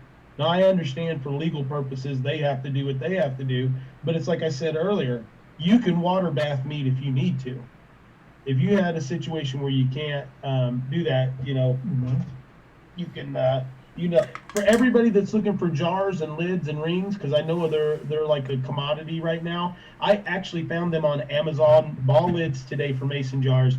I found those today for 72 of them for $27 plus free shipping. Last year, I went on after season. It was in the middle of winter time, and they had a case of largemouth lids. I think it was for like $9. I bought a case of those, and I bought a case of the smallmouth, and then now everybody's telling me there's a shortage on lids, and so I went down to our local Fleet Farm down here, and I couldn't. They wanted $20 a case for pint jars. I'm like, you're totally insane, crazy. Yep. Yeah. The You other- can't even find them here, Mark. Really? My mom found lids because flats is all we really need. We've probably got a couple of thousand jars overall, but we like wide mouth too because we do so much meat. But when you have a situation comes up like this year where Dad's getting 6 more deer than what we're used to, you know, I've already canned 146 jars of meat and put 115 bags of meat into the freezer. Because all the ground stuff my mom wanted to have frozen, which is fine. Guys, don't think because you froze meat means that you can't can meat. If you defrost it, you can then can it, cook it, can it. I would suggest at that point to cook it, then can it. I wouldn't raw pack it, but I would cook the meat, then can it, and add just a little touch of water to it for moisture. But it is what it is. In Rich Refuge, it's been a long time since I even heard of Rocky Mountain oysters, but yeah, I've been there. I've done that too. Hey, it's edible. Most people. What we consider not edible in the United States is just an essential food everywhere else. And if you're hungry enough, you'll eat everything. Yeah. I didn't know what it was the first time until after I ate it, and then I'm like, you got to be kidding me. And it wasn't really that bad. Well, in the military, how many times did you show up overseas and you show up to a restaurant and look at the menu and they got horse on it? Or dog. Or dog, or cat. And people don't realize in every country except for the United States and in Britain, donkey is a delicacy. Donkey is one of the best meats you'll ever eat in your life. And goat meat, I'll eat goat meat over anything you can put on a plate for me. Over moose, over elk, over anything. I'll eat goat meat before anything. The other thing it is absolutely delicious. The other thing that people don't realize is that in the States, they have already eating kangaroo and camel because there's a certain large environment that has used them in their meat products. So, and what was the other one? Worms, mealworms. There was another one. Yeah. Insects are another great source of protein that you can look into and find out if you're in small environments. You got to get over the mental aspect of it. But like mealworms, like Mark just talked about, mealworms make one of the best flour substitute that you can do. So you dry them, you dehydrate them, you grind them, and they have more vitamins and calcium in them than any flour you can. So it's actually a healthy flour. But Evan's Essentials puking on us in here. But you know, you just got to think outside the box. If you're hungry, you're going to do a lot of things. But you also got to understand, you can raise enough protein in a 35-gallon tote to feed your family. That's what I was just going to say is the vegetables, there's a lot of protein and a lot of other stuff that you can look for. I was just looking at that smiley face, and I remember the first time when we were in the service and we were doing the survival training and they give you a grub. And that was the first thing that it was either a grub or a earthworm, and I took the grub, and let me tell you, that was not a pleasant squirt in my mouth when you bite into them. The worm would have been a better choice. I think At it would least have you been. could have squeezed most everything out of it. Yeah, it's like, oh, Yeah. yuck. Yeah, I mean, it's just you got to get over the mental aspect of it. I mean, you're good to go on all of it, and you got to think, like eating wild game and stuff like that. When you get into big agricultural areas, yeah, the meat is different because you got GMO corn that they're eating off of and soybean and stuff. In these mountains, around where I'm living, there's a commercial strawberry farm that's about 10 miles away. But if a deer gets to a commercial agricultural soybean or corn farm, my God, they're traveling about 200 miles and round trip to get there to eat it and get back here. So, you just got to look at where you're eating. But I would still rather eat a deer or a bear or an elk or a moose or something like that from an area where there's GMO corn and the animals out in the environment and eating and stuff than I would eat a commercially raised pig or a commercially raised beef or anything of that nature. Not only that, is I have this thing about the pink slime. When I look at meat racks, I just shake my head. When you go into the big stores, it just that's not how meat's supposed to look. It's not supposed to be almost bright pink.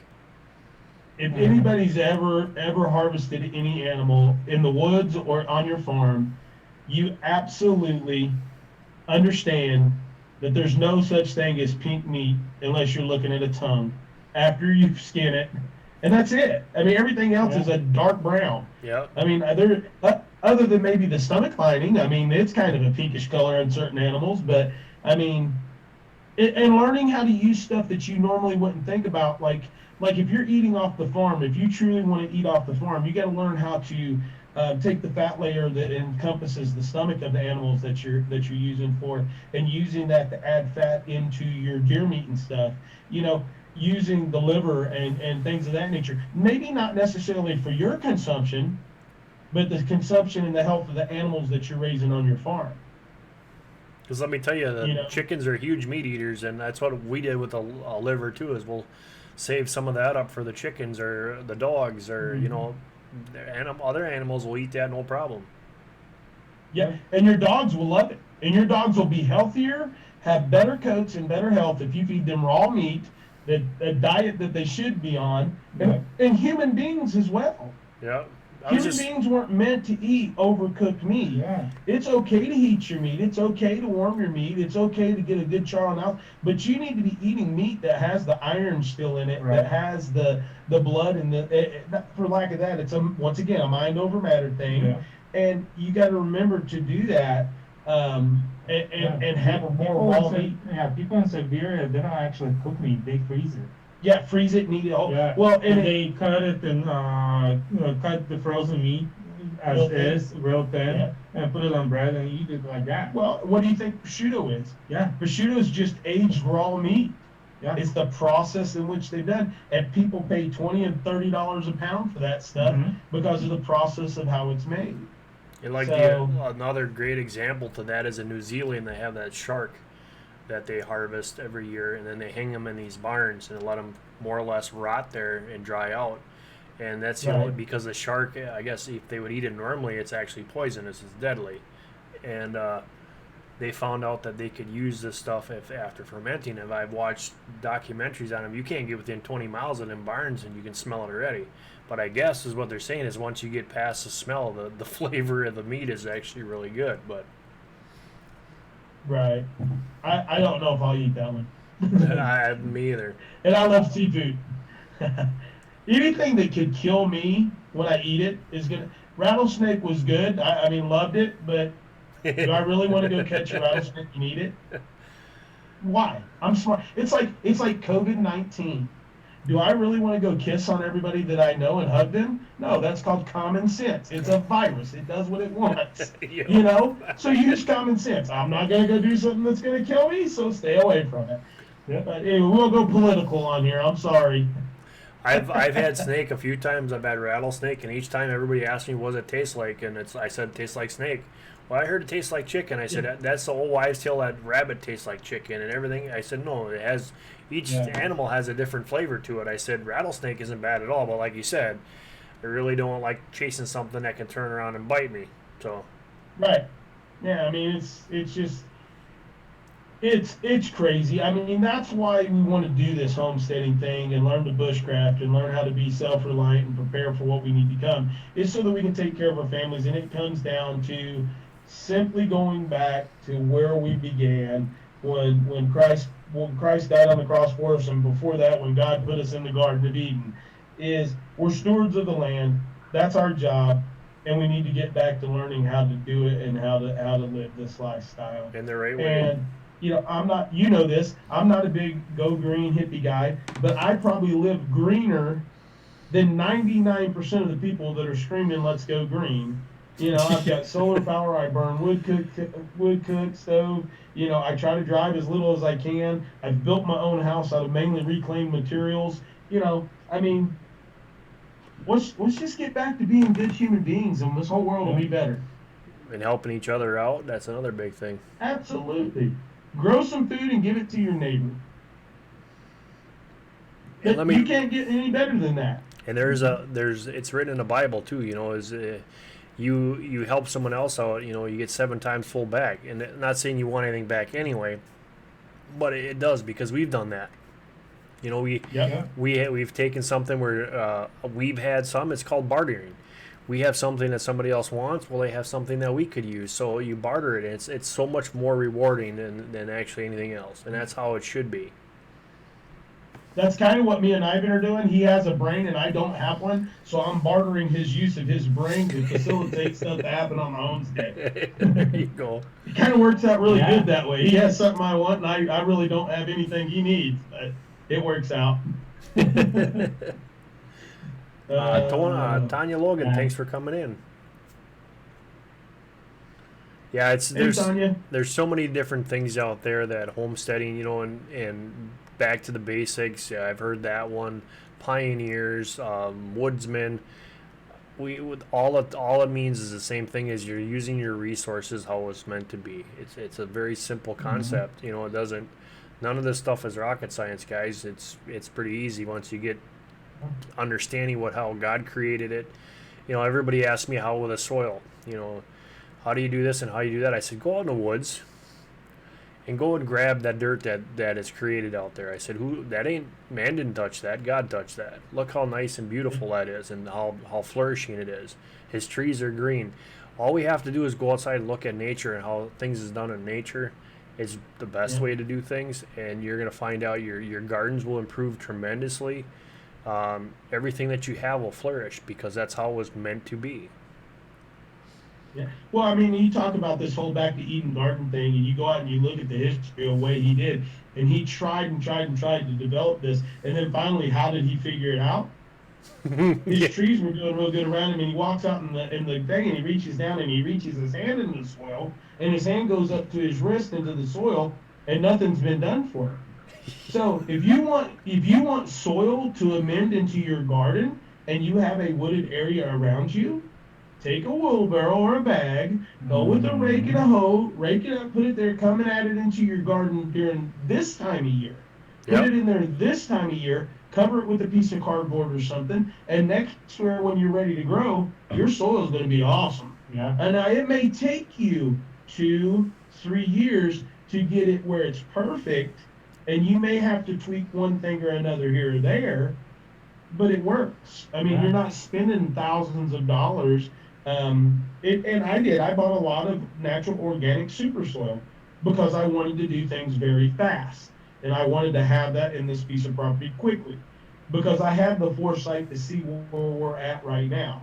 Did I think we would be exactly where we're at now? No. But did I have the foresight to think, okay, we need to grow our food for me and my daughter, and I need to be able to take care of my immediate family if it comes to that.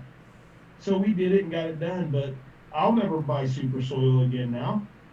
I'll be right out here in the woods pulling what I need to pull and having, you know, my goat droppings and, you know, rabbit droppings and using the chickens to till the land. And I get laughed at about that when I tell everybody chickens are the my tractors of my whole property. You know, they're the workhorse of the property because chickens are so valuable for what they do. You know, they tear things up. They have droppings. They do everything that you need. You know, you can mount them. Yeah. You can take a chicken and literally, if you have one animal on the farm, it should be a chicken.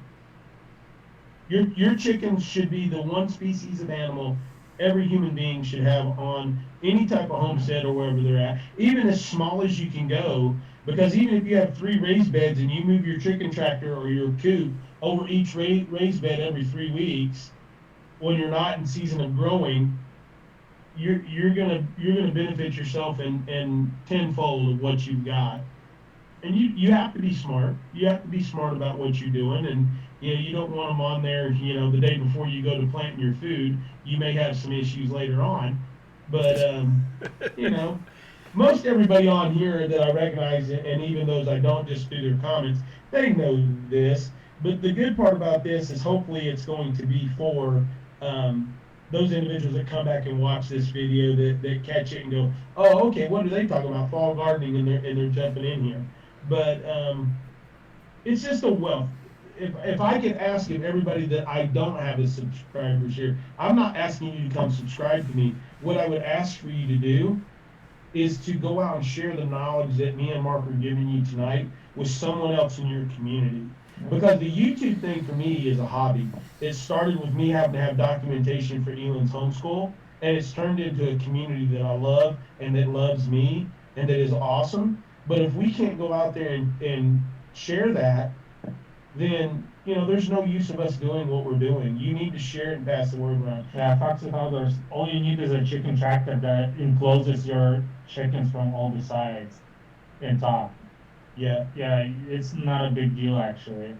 If they're in a chicken tractor that is closed from all sides, and you can move that chicken tractor with open floor, literally just frame and some kind of fencing around it that wouldn't allow any predators to come in or chickens to get out.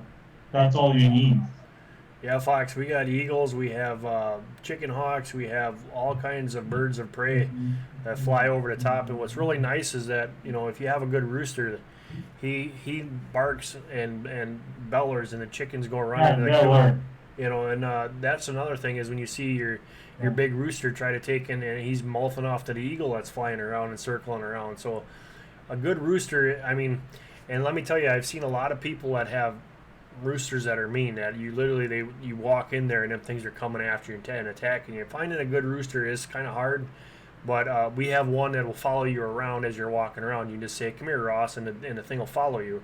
It's amazing. And he's been real nice. He's gotten, as he's getting older, he's getting a little bit more crankier, where he'll come in and he'll show off and throw his spur up or something like that. When you got a rooster that's got spurs this long, you pay attention to that stuff. You just got to be smart about it. Hey, Fox It Outdoors, are you in Arizona? Is that where you're at? Yeah, he's out in New Mexico. He is. It's rock, it's sand. He's actually his garden is all out of planters and out of other stuff too, which is amazing that he's able to do that kind of stuff. I'm gonna come check you out, but if you're not already watching them, you need to go check out Green Dream Project and see what they're doing. They're in the middle of Arizona and the debt with nothing. They have nothing, and they build it up. They've got some very lush gardens and stuff. And that sounds like what you're saying he's done, Mark. I'm gonna come watch you, because that, to me, that's amazing to me. That's what inspires me to do what I do, is people that are living in your environment where you don't have anything. They're right now doing the earthing bag. They started, this is a smart part, this is how homesteaders think. They live in a camper trailer with a room built on it, and the first room of their house that they built is their canning cellar, is their root cellar. Yeah. So they built this huge root cellar, and they got to go, and then they're going to build their home. But they've gotten the property built up so much. You got them subbed, that's good, Fox. They've got it built up so much that they're producing so much food in the desert now that they have to have a place. They built, Mark, if you haven't went and watched them, they have a 25,000 gallon earthen cistern, artesian style above ground well. Yeah. And I'm just like, I would have never thought about living in Arizona because it's just so harsh. The first time I ever saw a person that I was actually, all they did is put up straw bales, them 2,500 pound straw bales, the square straw bales. They had them stacked up and they made their beds around it. And then they put their plants and they're growing them right out of the straw. And I'm like, huh? How's that possible?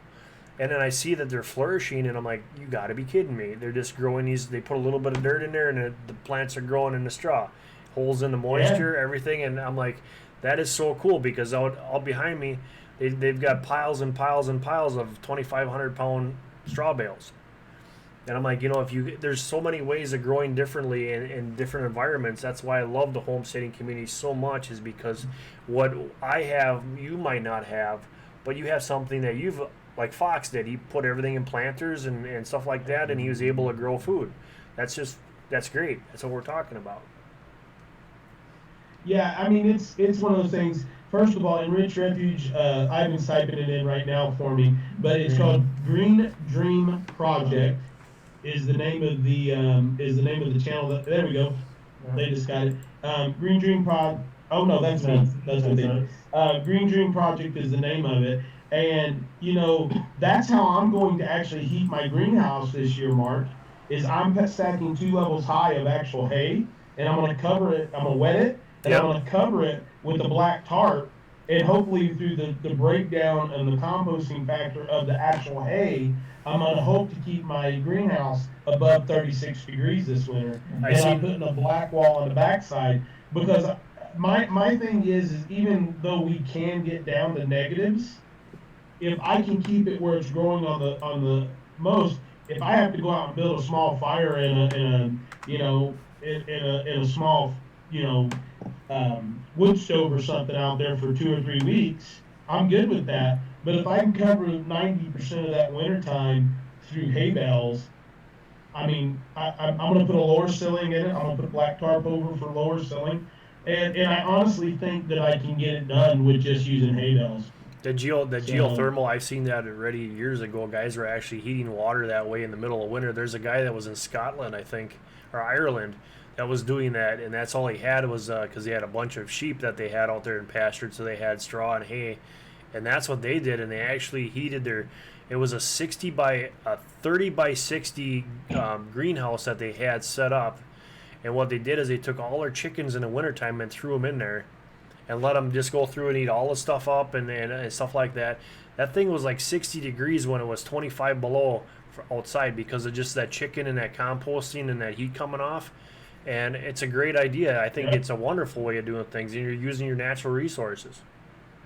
So, guys, in the link I just one of the things. This is Ivan's. Go ahead. This is Ivan's channel. I just posted it in the chat. So, guys, go and check them out. Okay. And if you could be so kind, go over there and do what you guys do best and help us support another YouTuber that is new to YouTube. Thank you. Some very interesting things. If you go to, he's got an American channel that's not got about like 190, 160 some odd times. And then on his Russian channel, he's like at 500 and something. But unless you speak Russian, you're just not going to get much from it. For those who speak Russian, my channel is просто другая жизнь, my channel. There you go. For that one Russian person that watches this out of the next 10,000, we love you. Yeah, I only have like on just the other life on the American channel, I only have 133, so 133. 83. 183. Yep. So that's awesome. He's a good guy. Him and his wife are doing the right thing. Here's the other part, guys. These guys are at the point of where they're almost ready to where they can retire. And you want to know why? Because they've saved their money. They tag team trucked. And you're what, 20, you're 28? She's 27? I'm 29, she's 28. 28 and 29 years old. Because they want to live the dream. The American dream of being here. These people will tell you why America is so great. And that's not me putting words in their mouth. That's because of where they came from and seeing how you live that way. But I know Mark's trying to get off here, so I'm going to shut up now. I also put in Chris's channel, guys. So those of you that don't have Chris, I'm sure everybody here does. But there's his channel. You guys go and make sure you check each every other out as much as you can. Do it the right way. Don't just go there and hit a button and don't come back for months at a time. But yeah, we've been on for almost 2 hours there, Chris. We had a lot to talk about. Yeah, because I'm all here talking a lot. Yeah. I want to thank you guys so much for coming on. Ivan, it was great to finally meet you in person instead of just seeing you on Chris's chat. Yeah, so that's good. Hey, if I'm going to be in Wisconsin, I would love to stop by. Yeah, absolutely. Stop by and say We're hi. We're actually planning one of the states we want to go to is Wisconsin. And I don't know if we're going to do winter or not, but we hope to do it. We love the winter. Let me give you a piece of advice. Even if you love the winter, don't go see Mark for another 6 months. Yep. There's no, actually, one of the things we want to do is stay in the winter in Alaska. So go to Alaska. Don't go see Mark. I'll show you why. We'll jump on and show you the winter challenge. It's a different world. I'll tell you this right now. Alaska is actually warmer than what we are. Okay. So it's that's what I said before. You can go 100 miles north, or you go 100 miles south. It's different. It's it crazy. actually makes sense because Alaska is lower elevation than Wisconsin is. Yeah. But once Chris shows you that video, you'll understand why. And the funny thing is after you watch that one, just watch a few of mine and go over to Tyler's, because Tyler actually did the whole 7-day challenge. And he has we were pimping Tyler. We're kind of playing with him, while then Fox and a couple of the other guys said, "Hey, go watch this show," and it's about wolves and about camping and out in the wild with the wolves. And we were out there, and of course Tyler had to hear one beller, And you want to talk about a guy's eyes turned about bright red and about the size of 50-cent pieces when he heard that. And then when I go out the next morning and I go do some tracking and I find the tracks, which was right kind of back where he was actually at, it really makes you wonder, because I told him, I said, you might see one, but there's probably 10 other ones watching you. And then you're out there in a homemade shelter that you made. So it's not something like living in a house or something like that where you can just go inside. You're thinking about that. And I've had that happen a few times where I was out there by myself camping. I did a 3-nighter by myself, and I went out and you had to do your business. I went outside and took a leak, and I go back and crawl in bed. And next morning, guess what? Well, you got to get up and nature calls again. So I go right back to the same place I was, and lo and behold, there's a wolf track. And it was exactly right behind my shelter. So you learn real quick is you can sleep. Chris will understand what this means, but when you're sleeping like this, because you don't know what's Yep. So Stuff like that. And the moral of the wolf story is have a good pack. Yes. yeah, and it's And this is a good pack, this community. absolutely, it's a wonderful community. It's it's not even a community. It's all a bunch of friends and family members, and we grew to learn about each other and help each other out. But absolutely, yeah, that was kind of funny when you're sitting there, and I'll tell you what, you want to talk about pucker up when you hear that. And if anybody's ever been out in the woods and you hear a wolf actually howl, it's enough to make the hair stand up on the back of your neck, because it's really cool to hear. But when you're out there and when you're out in the middle of nowhere, it's completely quiet. You don't hear anything until that comes out, and it's like it'll wake you up out of a dead sleep, and that hair standing up on your head. And that's why I was doing this, is because you're laying there like this and you're looking around, because like where is he coming? Uh-huh. You gotta love it. Gotta love I howl that with the wolves. There you go. Yeah. If you can beat them, make them your friends. Yeah, Fox, I think you howl with the coyotes. Yeah. Yep. That's you think about it. For us, yeah, in the summertime you have bears, you have everything else, and now we're getting into the cats, which I am not too thrilled about, but they're here. But in the wintertime, you're not the top dog in the woods anymore, because the wolf with them big old feet, they can move a lot quicker than you can, and they do take out a lot of our deer in the wintertime because of that. But when you're not the top dog anymore, so now it was like in the summertime you got to worry. Well, you don't even have to worry about the black bear because they usually run away. But now we got the cats, and in the wintertime you got the wolves, and it's the dog packs now, because people get these dogs, they can't take care of them, so they go to the local woods and they let them go. So now you got to deal with them. Yeah. Fox, I agree with you. Standing in the woods and not knowing, and then an 800-pound animal walking up behind you and bugling at 15 yards will literally put you off your feet. Or you find or like that video recorder guy that was videotaping a bull moose that was en route, and the moose. Mm-hmm. If I'm going to meet a moose, it's because I'm shooting him. And I'm a ways away. That's it. That's the other That's thing. it. Or at least I have a very big gun when he's close. I'm not taking a chance. They taste very good, so I would go after them, but nah. Rosewood says animal. they have panthers in eastern Oklahoma. We have our mountain lions that are coming down, but black panthers, wow. Well, some areas, Mark, I think they're calling the panthers the same as the mountain lion. Oh, okay. I think that's just the terminology they're using in different areas. We've got a lot of cats in this area right now too. I'll tell you what, in the summertime, I never bushcrafter that I was watching a long time ago. He's out west all the time, and I always saw him with these wood spikes on the back of his backpack. And finally, he did a video on why he had them wood spikes in the back of his backpack. And it's because he had a cat that actually tried to grab him from behind, and that was the only thing that saved his life, was the wood spike sticking out of his backpack, because he had it tied them all over the back of the steel rack, and they were sticking up all over. So when the cat came down, he got the spikes instead of him, which I thought, well, that's an amazing idea. Yeah, old like gypsies in Kazakhstan, they actually carry backpack with spikes. Sometimes metal, sometimes wooden, but yeah, they do that for that reason. The other thing I thought was but usually it's not cats, it's other animals. In Siberia, don't they actually have, they wear masks on the back of their head so that the tigers don't come after them too? That was another thing I heard. Yes. Yeah. Yeah. If I live in an area where there's a cat big enough to eat me, we're all in trouble. I'm sorry, guys. I know my limitations. I'm serious. If I'm in a bear country, I know I only have to outrun one person, and I'm good at tripping them. Okay, I'm fine with that. You know, if I'm in a bull moose or an elk, when you're talking about an animal that's just literally going to eat you, no. That's a funny thing because I'm close to about 280, so I'm probably close to where you're at. And yeah, if something out there is big enough to eat me, I got a problem.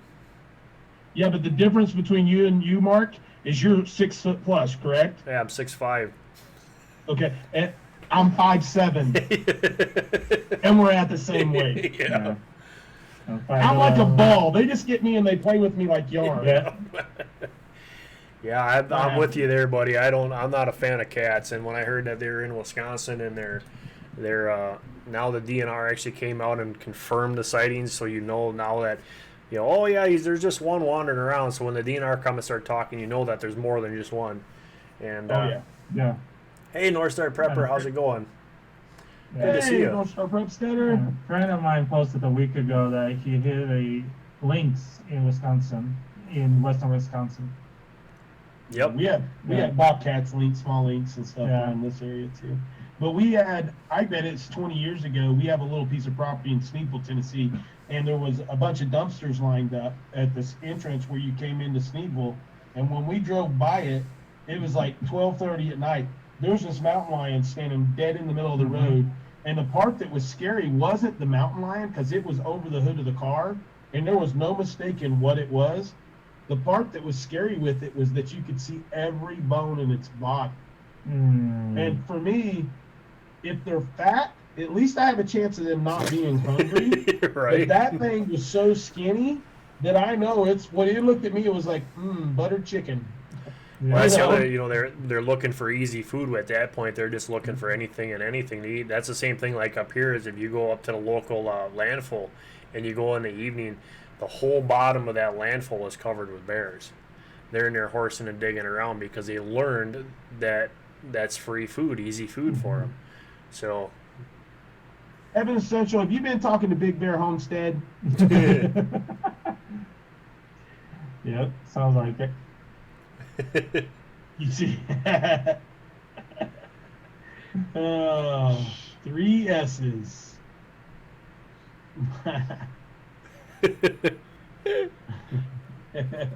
You just got it, didn't you? Yep. Yep. All right. That's hilarious.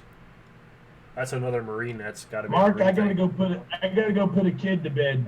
Yeah, we got to jump off. You guys, thank you so much for coming on and enjoying the live stream with us. And you guys, we'll be doing this again. You guys all take care. God bless. And I will see you guys on the next one. See you, brother. Thank you. All right.